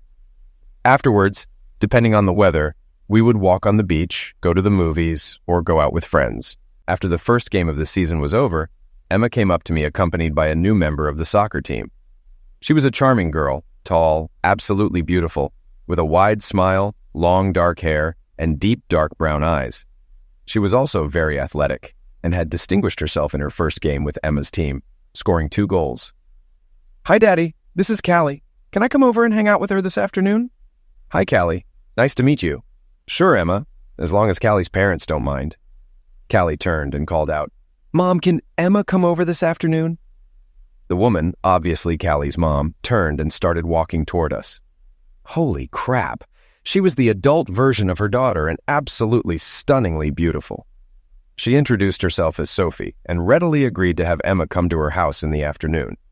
We chatted for a while, but I'm still not sure exactly what I said. I know I babbled incoherently. After they left, both my girls burst into laughter at my embarrassment and then smirked at each other. In the evening, Emma mentioned that Sophie was very nice. Sophie had been a single mom since Callie's father died in a car accident about 3 years ago. Sophie single-handedly raised Callie and her younger brother Tom for 11 years. The fact that she was a single mom definitely caught my attention. The following Saturday, as Lauren and I were watching Emma play soccer, Sophie and her son joined us and asked if they could watch with us. I mentally prepared myself to meet her again and was determined not to look foolish. We chatted during the game. She had recently moved to town for a new job and didn't know many people yet. She was very happy that Callie had made a new friend in Emma and complimented me on my good manners. After the match, Emma asked if Callie could come to our house. "Sure, Emma, that would be great if that's okay with you, Sophie." "Sure. Why don't Callie come over now and have lunch with us? Do you like sushi?" "Yes, I love it." "Great, it's a deal. In fact, why don't all three of you have lunch with us?" I muttered. "Thank you so much for the invitation, Alan. But I'll be in the way of your family, so I won't be coming." I was feeling a little overwhelmed when Lauren spoke up. "No, please come, Sophie. It would be really nice to have you with us, and I'd get a woman to talk to for a change. You would be absolutely out of the way, please." She looked at me. "If you're sure I won't get in the way, Alan, that would be wonderful." I shook my head and mumbled something incoherent again as we turned to walk to our cars. Lauren turned to me with a smirk and winked. Lunch was a great success. We, meaning mostly the 4 girls, chatted for almost 2 hours. I think Tom was glad of the other man's company, and we talked a bit amongst ourselves about computers and soccer. At one point, I heard Sophie very casually ask my girls if their mom ever came to watch their soccer games. Lauren's answer surprised me. "No, never. She's not really interested in us. She's only interested in her work and herself. Daddy is our mom, too. He's the only one who cares about us." Sophie cast an inquisitive glance at me. During the rest of the soccer season, we got into the habit of having lunch together after every game. Emma and Callie became close friends and alternated between our houses after the game and sometimes after school. Sometimes Tom would come over with his sister too, but more often than not, he wanted to spend time with me. We often fiddled with computers, kicked a ball around, or rode bikes. I also noticed that Lauren often stopped by Sophie's house, and the two of them would sometimes go shopping and then stop for coffee and a chat. I noticed that my girls never mentioned Sophie to their mother, and neither did I. Sophie and I were becoming firm friends too. Since I was pretty much a single parent like her, it was much easier for us to help each other with parenting. After soccer season ended, we were increasingly alone with the kids on Saturdays when they went on their own field trips or to visit friends. When my wife wasn't usually around, I was pretty much free. So increasingly, Sophie and I spent that time in each other's company, walking, eating lunch, or watching movies. I looked forward to our meetings more and more and realized that I had fallen in love with her. Despite this, we never crossed the line of friendship. One day, over a cup of coffee with Sophie, I told her that I appreciated her spending time with Lauren. "You know she's never quiet about you when she gets home. Sophie this, Sophie that," I laughed. "Well, and Tom is never quiet about you when he comes to see you. Alan this, Alan that," she laughed back. "Seriously, he needs a male figure in his life, so I appreciate you spending time with him." Then she suddenly said, "Forgive me for being blunt, Alan, but it seems pretty obvious that all is not well between you and your wife." We never discussed Amy. Carefully avoiding the subject, I sat in silence for about 30 seconds. It was a question I had long pushed to the back of my mind and avoided discussing. The truth is, Sophie, if it weren't for the girls, I'd probably be long gone. Things have been really bad for a few years now. I've tried to talk to her many times, but I've hit a brick wall. Our marriage was hard from the beginning. I think Lauren told you about how Amy and I got married. Yes, and she blames herself a bit for putting you in that situation. I know it's crazy, and I tell her it's not her fault in the slightest. That opened the floodgates for me. I spent the next hour pouring out all my sorrows on Sophie. At the end, she came over and gave me a big hug. It was my first real female hug in forever. "I'm here for you whenever you need me, Alan. You know that." I only hugged her tighter and didn't let her go. Soon another year was over, and the annual Christmas party for Amy's co-workers came around again. My reacquaintance with her boss was very similar to the previous 2 years. This time, I was on high alert. Although Amy and her boss seemed much more at ease than before, something was not right. I had a definite suspicion about these two. Toward the end of the evening, Amy excused herself to go to the bathroom. After a minute, I looked over and realized that her boss was also nonchalantly heading upstairs. I decided to follow her and went upstairs looking for her. She wasn't in the bathroom, so I looked all around the huge house and was about to pass the ajar bedroom door when I heard my wife's voice inside. "Merry Christmas, dear," a male voice replied. "Merry Christmas, my love." I peeked through the crack of the door and saw Amy and her boss kissing passionately with their arms wrapped around each other. I quickly backed away in shock. I went downstairs pondering what to do. I was beyond angry, feeling just dead inside. I don't have a temper, so instead of an immediate confrontation, I calmed myself and decided to investigate and make a plan first. Amy returned shortly afterward, a little out of breath, and spent the rest of the evening pretending to be my loving wife. I, on the other hand, pretended that nothing had happened. By New Year's Eve, working while Amy slept, I hacked into her phone and laptop. Amy should have known better. Keeping evidence on your personal computer, even if it's well hidden, isn't very smart when your husband's occupation is computer hacking. My worst fears were realized. There was a trail of evidence in her work, personal, and secret email accounts. Amy was in a long-term affair with her boss that began over 2 years ago. I also discovered photos and videos showing the depth of her betrayal.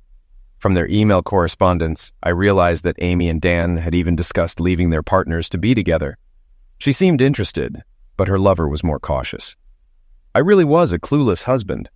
I installed a covert surveillance program on her phone and laptop. I could remotely monitor her every electronic and physical move if I wanted to.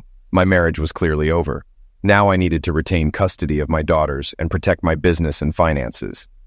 In the new year, I consulted with a divorce attorney.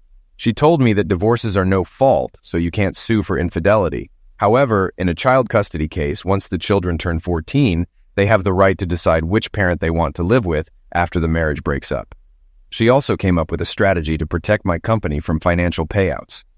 Emma would turn 14 in 6 months.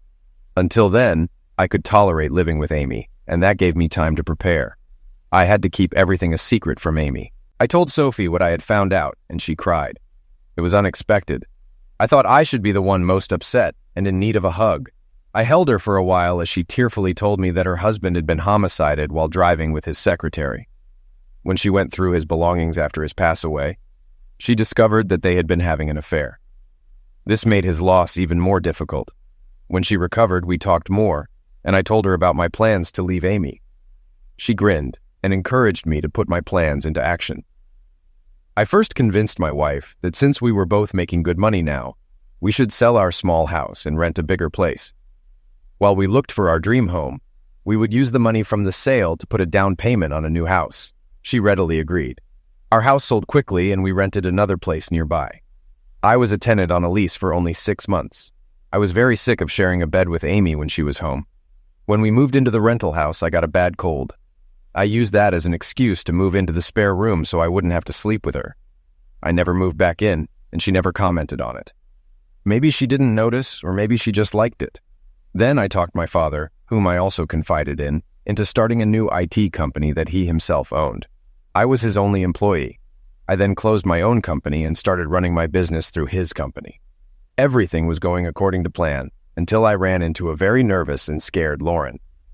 Lauren was dating her first boyfriend, and I immediately thought she was pregnant, just like what happened to her mom. "Dad, this is hard for me to tell you, but Mom is having an affair with her boss." I was shocked that she knew, and was speechless for a moment. "Really? What makes you think that?" "Well, right after we moved, Emma and I went back to our old house to pick up some things she'd forgotten. Mom and her boss were there." "Well, that's a little weird, but it doesn't prove anything," I said. "I know about their affair, Lauren. I've known for a long time." "Then why don't you do something about this cheating woman? Emma saw her too." "Yes." I called out to Emma, who was hiding within earshot around the corner, and she bashfully entered the room. I hugged them both tightly. I knew how awful it was for them to see this, especially young Emma. "Can you both keep a very big secret?" They nodded. "I plan on leaving your mom soon.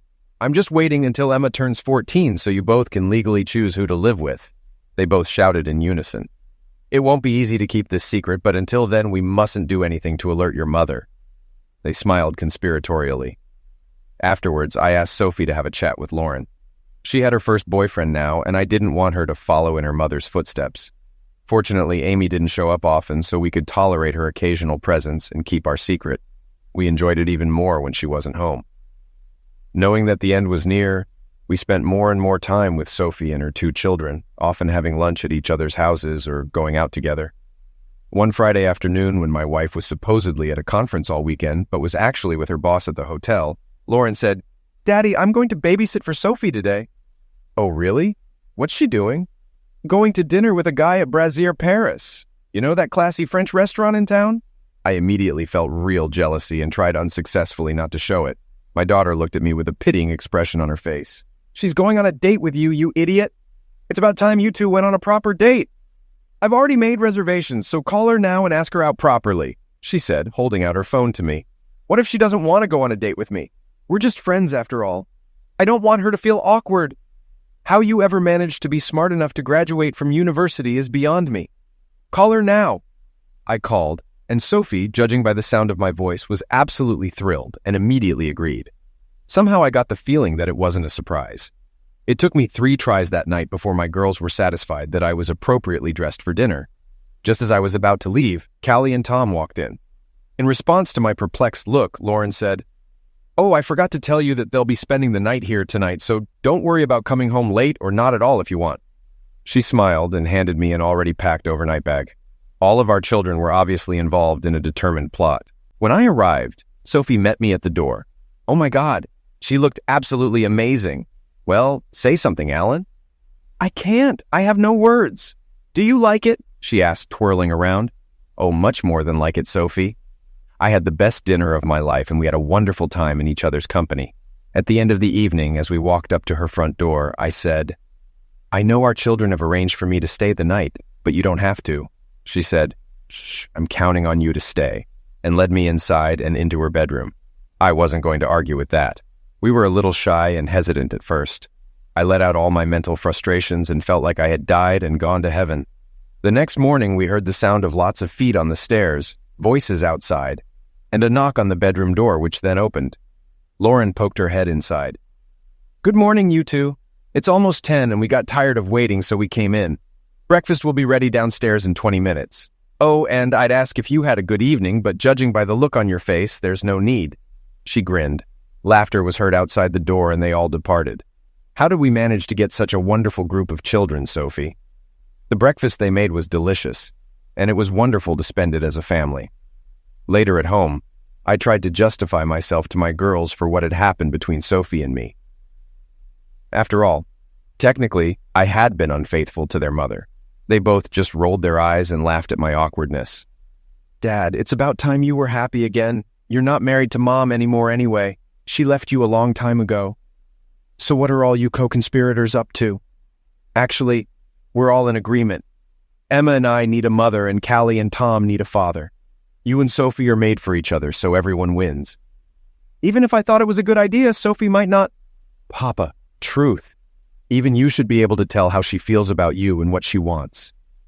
"Do I have any say in the matter?" "No, absolutely none, Daddy." From the looks on their faces, they were thoroughly amused by all of this. Now, I was truly at the mercy of my daughters. A few days later at dinner, when we were all gathered together, I announced that I intended to go house hunting the following weekend. Sophie asked what kind of house I was looking for. I wanted to be close to the beach, 2 stories with a large family room, a kid's escape room, a large backyard, and a pool. It should have at least 6 bedrooms in case my family ever grows, because you never know. Looking directly at her, I said, "I also want to make sure it will appeal to the woman I might fall head over heels in love with." Sophie stared back for a full minute, then walked over to where I was sitting and kissed me passionately in front of the children. When we took a breath, they watched us in silence and then exploded with joy, dancing around us. I took that as a yes. After weeks of searching, we found the perfect place. We decided to buy it jointly. She used her husband's life insurance money, and I used the proceeds from the sale of my house as collateral. Everything was ready for a showdown with Amy as Emma's 14th birthday, and thus D-Day approached. Amy announced that she was leaving for 7 days to attend a sales conference on the West Coast. I later checked her email and discovered that she was actually going on vacation with her boss to celebrate their third wedding anniversary on the island of Bali in Indonesia. To avoid arousing suspicion at work, they independently told everyone that they were going on vacation with their families because they were working so hard that they were neglecting them. She would leave work a day earlier than her boss and fly to Bali alone. He would fly in a day later. She would come back to work a day earlier than her boss to make the script look believable. They were getting lazy. Their gimmicks weren't up to their usual standards, as the whole thing could easily unravel if someone checked. Amy flew off to her conference, and we immediately started packing and moving our things to our new home, where Sophie and the kids had moved a month earlier. The Balinese god of vengeance, if there is such a thing, was really smiling down on me. The same night Amy arrived, Agung volcano, an active volcano in Bali, began erupting in full force, spewing clouds of volcanic dust into the air. All air travel in and out of Bali was immediately suspended. Her lover stayed home, and Amy was stuck in Bali alone to celebrate their wedding anniversary. This is impossible to make up. I laughed so hard I almost peed my pants. The volcano continued to erupt and all flights were still canceled. Separating the lovers behind the scenes, I checked her emails and messages every day to amuse myself. The lovers were not happy, and Amy was very resentful of Dan, as if it was his fault. Every once in a while, Amy would call home and tell me how busy she was at a conference, and blah, blah, blah.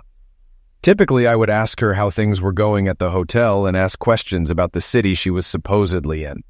When I later gained remote access to her laptop, it turned out that during the phone call, she had been frantically searching the internet for information to come up with plausible answers. Meanwhile, all 6 of us were settling into our new home. I had my attorney file a separation document with the family court. I also obtained temporary custody of my girls from the court after filing their signed statements that they wanted to live with me. As the day of Amy's return approached, all flights were canceled, and I wondered how Amy would handle the situation. She called me one evening and told me that she had made a lot of connections with potential big sales leads at the conference, and her boss had asked her to follow up with them right away before she returned home. I could tell she was very nervous. It's also a good thing she didn't call on the video link, or I wouldn't have been able to contain myself. I just assured Amy that we were fine, and I understood. Another week went by, and she was still stuck in Bali. I saw frantic emails and texts between the 2 lovers. Her boss informed everyone at work that she had to extend her vacation due to a family emergency. Her boss also called me and deeply apologized for causing Amy to be away from home for so long. But it was a big opportunity vital to the company, blah, blah, blah. I waited for his call and was ready to answer, like a dutiful husband to an important working wife. I assured him that I was fine and understood. I then innocently asked him where Amy was going. He began to quickly think of places. I read Amy his letter, letting her know where she needed to be. My strategy, of course, was to make her squirm and plant the seeds of doubt in her mind that she had been discovered. I kept assuring my wife when she called that I understood everything, but kept asking her about interesting places in the cities where she was staying. I knew she had researched everything beforehand, so I always asked her a few unexpected trick questions and enjoyed her attempts to give herself away. I was just playing dumb. During one call, I said, "Hey, Amy, did you read about those poor people who are stranded in Bali and can't get home because of the volcano?" There was a moment of silence. Then she replied, "Oh, yeah, but I didn't pay much attention to it on the news. One of my coworkers was stuck there for 2 weeks. Do you remember Paul Howard and his wife? We met them about 6 months ago." "Oh, yes. We're working on a project together, and he has to do his part of the work remotely via the internet from his hotel in Nusa Dua. At least the Grand Hyatt isn't a bad place to be stuck." Amy's squeak was heard on the line.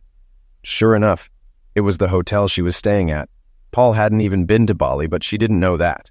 Immediately after the call, she'd moved to a cheap hotel on the other side of the island. She must have prayed she could get away with it. Of course, my 5 girls and son thought the whole farce was hilarious. Yes, Sophie's children were mine now. Finally, after almost 3 weeks, the volcano stopped erupting and flights from Bali resumed. Amy called me to tell me that her work was over and she would be back on Friday afternoon. I was waiting for her at the airport at our rented and now vacant house. I'd planned this meeting very carefully. When she walked in, I was sitting at the kitchen table with 2 glasses and a bottle of wine. She looked tired and very nervous. Oddly enough, for someone who had been on a business trip for 3 weeks, she had a deep tan. I didn't bother with the usual kiss on the cheek. "Wow, you got a great tan on your business trip. Did you even have time to do anything?" She babbled something, blushing. "Sit down and have a glass of wine with me." I poured wine into my glass and took a sip. "Alan, I'm tired. I just want to go upstairs, take a shower, and rest before dinner." "I'm sorry, but we have something to discuss and it can't wait, so please sit down. The girls are staying the night at a friend's house, so we won't be disturbed." The look on Amy's face expressed genuine fear. She thought her game was finally over and I was about to lower the boom, but she didn't know how to handle it. She reluctantly sat down and I poured her a glass. I'd rehearsed this speech many times and honed the apologetic face. "You know things haven't been smooth between us for a long time, Amy. Do you know why?" She looked startled and only mumbled a "no." "I'm sorry to have to tell you this, Amy, but I can't sugarcoat it. The truth is that I've met another woman. I love her, and I want to be with her. That's why I've decided to leave you to be with her." A sudden shock struck her, and the frightened expression on her face was replaced by wordless rage. I continued, still apologizing. "I didn't mean for this to happen. It's just that you were away so often and I got lonely." "How dare you do this to me, Alan? After all I've done for you? Who is she? I assume you're entertaining her, blah, blah, blah." I just sat there with a sorrowful face while she poured out her anger on me for about 5 minutes.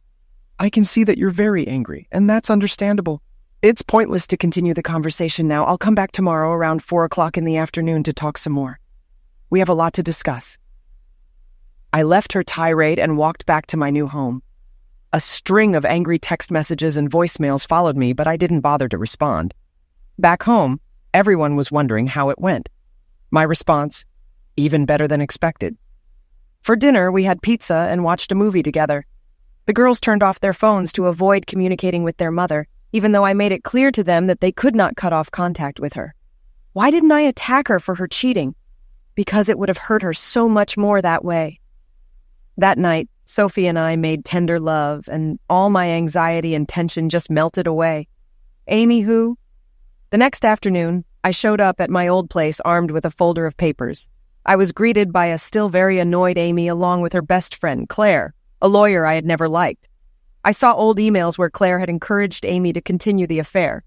In the early days, when Amy was feeling guilty and thinking about breaking up, I sat down at the table facing both of them. Claire appeared to be the spokesperson, and offense was the best form of defense.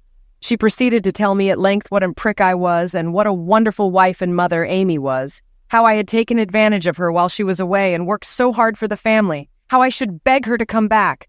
If I didn't, she would clean me out in the divorce, take the girls, and I would never see them again. What hypocrites! After last night, they apparently decided that if I knew about her affair with her boss, I would have brought it up. I kept a sad, apologetic, and questioning look on my face. "Amy, I realize how much this hurts you, but I guess I'm a little surprised that you're so angry. For quite some time, I haven't felt like you really loved me. You've been physically and emotionally absent from our marriage for the last 3 years. That's utter nonsense, Alan. Of course I've been around. I know I work hard, which often distracts me from my work, but I did it for us." "So tell me, Amy, when was the last time we made love?" Amy remained silent. "I can tell you it was 3 years ago. Yes, we have physical engaging very rarely, but I was talking about making love. I can tell you the exact date of the last time. Remember 3 years ago? You were away on a business trip and forgot to call Emma on her 11th birthday. She tried to call you several times throughout the evening but never got through. She was so upset. I remember it well because Emma's birthday was 2 weeks ago when you were on a business trip and you forgot to call her again. So I thought it was a bad anniversary for us." She threw me a guilty look. "Ever since you came home from that trip 3 years ago, somehow our relationship has never been the same. I realized from the look on their faces that I had hit the mark. They looked very uncomfortable and squinted at each other. After all, Amy, we've been sleeping in separate bedrooms for about 6 months now. It doesn't seem to bother you. I can't remember the last time we went out together or went on vacation. It feels like you spend your vacations at work." They both shuddered. "When you're home, you're not here with me and your girls." I smiled inwardly as I watched them squirm in their seats. "Anyway, Amy, I'm sorry, but I'm going to move on with my life, and I hope for the girls' sake we can make our separation as easy as possible. Reconciliation is really impossible. Who is she? Do I know her?" "You've met her daughter, Callie, Emma's best friend, a few times. Her mom, Sophie, and I met at Saturday soccer last year and became friends. I think our friendship grew until we realized we were in love with each other.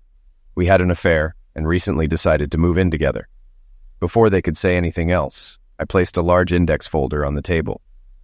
I've gathered some documents and information for you. Tab A is the separation agreement I filed with the court 2 weeks ago. Tab B is the divorce petition you need to sign. The sooner you sign, the sooner we can move forward. Tab C is the proposed financial settlement. Tab D is the new lease on this house.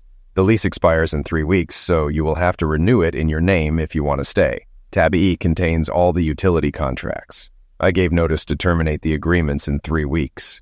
If you want to stay, you will have to renew them in your name. Tab F has the bank statements. I have withdrawn 60% of the funds from our joint accounts. The credit cards in your name now belong to you. Finally, Tab G is a temporary court order for custody and child support. The girls have decided to move in with me, so custody will be handled by me. Child support will be paid directly from your paycheck at work.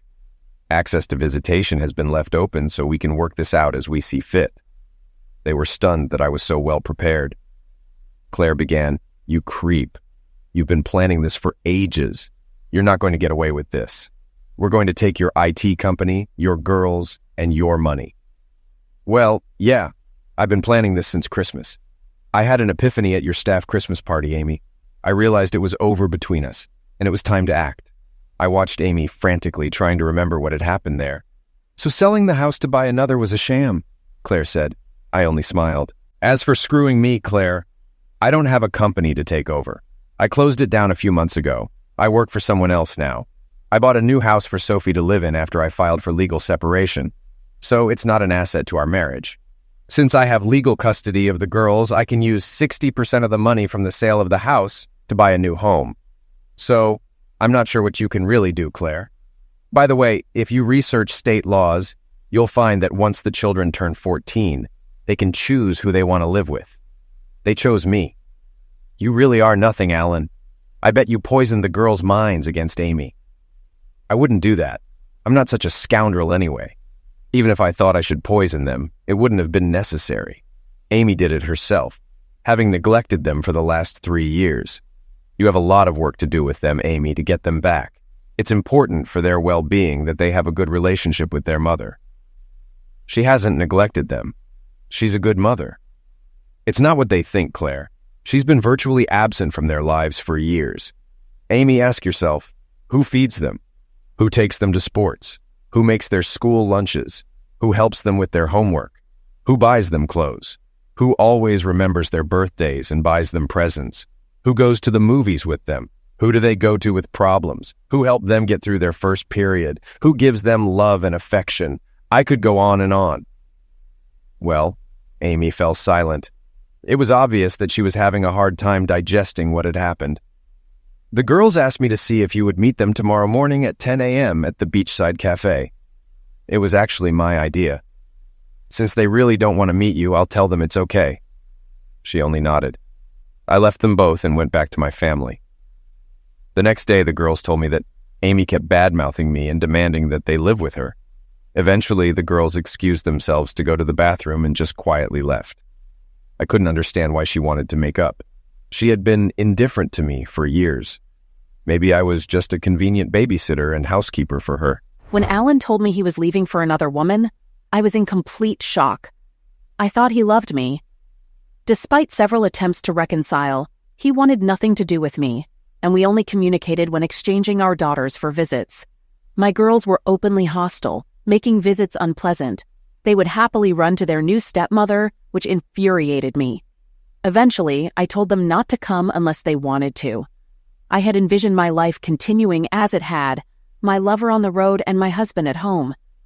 Alan leaving was a huge shock and emotional blow. Over time, I realized he was right. I had been an absent wife, focusing all my love and emotional energy on Dan for the last 3 years, leaving almost nothing for Alan. It was surprising he stayed as long as he did. Unable to afford my house and child support, I moved into a tiny apartment, spending nights alone watching TV and eating takeout. Dan's attitude changed when Alan left me. He became too busy with his family to spend time with me, sending me on business trips alone and saying I could handle the clients. Our emotional connection faded. 6 months after my marriage ended, Dan announced he was moving to another city for a new job. Tearfully, I asked him to never contact me again. Suddenly, I was a divorced woman. I couldn't help but think of the line from a Joni Mitchell song, "You don't know what you've got until it's gone." I foolishly thought I could have it all. Alan was now with a beautiful woman who was impossible to hate, and he was glowing with happiness, just like he was when we were young parents. My girls were much happier too, treating Sophie as their mother and seeing me as an annoying relic of their past. It was very painful. I hit rock bottom when I complained to my girls about my situation, and Lauren looked at me coldly. "So, did you leave your father after all?" I know I wasn't the perfect wife and was neglectful, but he left me for another woman. "Mom, he left you because you had an affair with your boss for 3 years. The look on my face said it all. I was so ashamed. Alan had known all along but hadn't said anything. My life was a mess. I had lost a good husband and my daughters. True to his word, Alan advised our girls to keep in touch with me. Gradually, they began visiting willingly and sometimes stayed overnight. One evening, as I drove the girls to their new home, I asked Alan for a chat. We got out of the car and I faced him. "Lauren told me you know about Dan and me. I'm really sorry, Alan. You were a good husband and you didn't deserve this. I was selfish and got what I deserved." He nodded. "Why didn't you tell me you knew, Alan? Maybe you could have stopped me in time." By the time I found out, it was too late. "When did you find out?" "I caught you with your boss at the office Christmas party last year. After that, I did some digging and found out everything. I have to admit it amused me when you were stuck in Bali alone." "Oh, God, I feel miserable. Why didn't you confront me?" "I was angry and wanted you to feel my resentment. I found out you're not the first secretary your boss has slept with. He has a history of using and dumping women. I decided the best way to punish you was to stay quiet and let things unfold. If I made a scene, his wife might divorce him, freeing him to be with you. I figured you'd feel worse if you thought I left you for another woman." "Your strategy worked perfectly. My life is a mess. I'm sorry you were hurt so badly." "Well, a little sorry." "You don't need to apologize. It was my fault. If you had done what I did, I would have walked away from you. Looking back, I was seduced by excitement and became dependent to it. I tried to stop early on, but it was too late. I became obsessed and forgot about you and our girls for a while." "My anger has subsided, Amy, and I forgive you. I've also become philosophical about it. After all, I wouldn't be with Sophie now if you hadn't cheated on me." "Yes, I know. That's what hurts the most. Our marriage was challenging from the start, Sophie. I don't think you're a bad person. You made a big mistake, but he was a skilled manipulator. You didn't have a chance to fully mature and experience normal teenage life, including dating and figuring out who you wanted to be with. You were vulnerable, and your boss took advantage. You're probably right, Alan. But why did you have to tell the girls about him? It was too harsh. No wonder they hated me." "I didn't tell them, Amy. They found out themselves." "What?" "They came back to our old house unexpectedly and caught you both in the living room. Remember? Just after we moved out?" I couldn't recall at first. Then the memory hit me with horror. "What did they see?" "Pretty much everything, even Emma. Lauren described it to me in detail." My body tensed with shame, and I burst into tears, leaning into Alan's comforting embrace. He held me tightly, consoling me as I sobbed into his chest. Eventually, he carried me inside and laid me on the couch. Sophie and everyone else were kind and supportive, urging me to stay and join them for dinner. Seeing Alan happy with his new family, I felt the weight of my mistakes. As I walked out to the car that evening, he put both hands on my shoulders. "Amy, don't keep blaming yourself. We faced challenges from a young age, becoming parents and committing to each other. Our marriage lasting 14 years is a testament to both of us. Look at the positives. Our mistakes brought us 2 wonderful daughters, a legacy that can never be taken away." "You're right, Alan. Speaking of mistakes, I've made another. Sophie is pregnant, so we're getting married sooner than planned." "You seem prone to mistakes.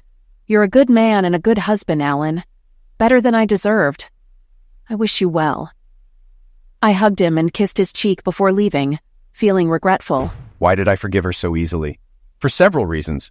Because holding on to hate can consume you and embitter you. because she was enduring a form of punishment just by seeing me with Sophie. There was still a lingering bond between us, despite everything. Although I initially wanted to punish Amy, my true revenge was aimed at her boss, Dan, who had seduced her away from me. I hacked into his computer and sent him an email disguised as Amy, containing a hidden Trojan horse that granted me full access. I uncovered evidence that he had been embezzling from his former and current employers. I gathered substantial proof and anonymously sent it to both companies and the authorities. At his trial, he pleaded guilty and received a 7-year prison sentence. Throughout the trial, his wife stood by him, but after I showed her incriminating evidence of his numerous affairs, she ended their relationship on the spot. To complete my revenge, I visited Dan in prison. Initially, he didn't recognize me. "Hi, Dan. We've met before. I'm Amy's ex-husband." "What the hell do you want, prick?" "To deliver a message. The first one is from Amy. She sends her regards and hopes you're enjoying your new accommodations, which I helped you settle into personally." "What? You really should have hired professionals to encrypt your computer. It took me only 15 minutes to unlock everything after I hacked into it. I couldn't resist forwarding it all to the police." After he finished cursing at me, I continued.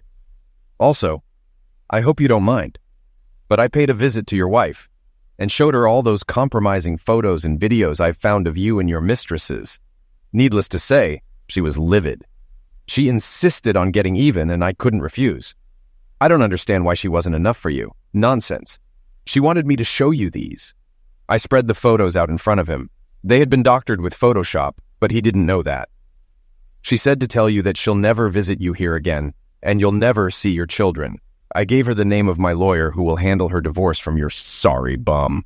The expression on his face was priceless. Yes, revenge is indeed a dish best served cold.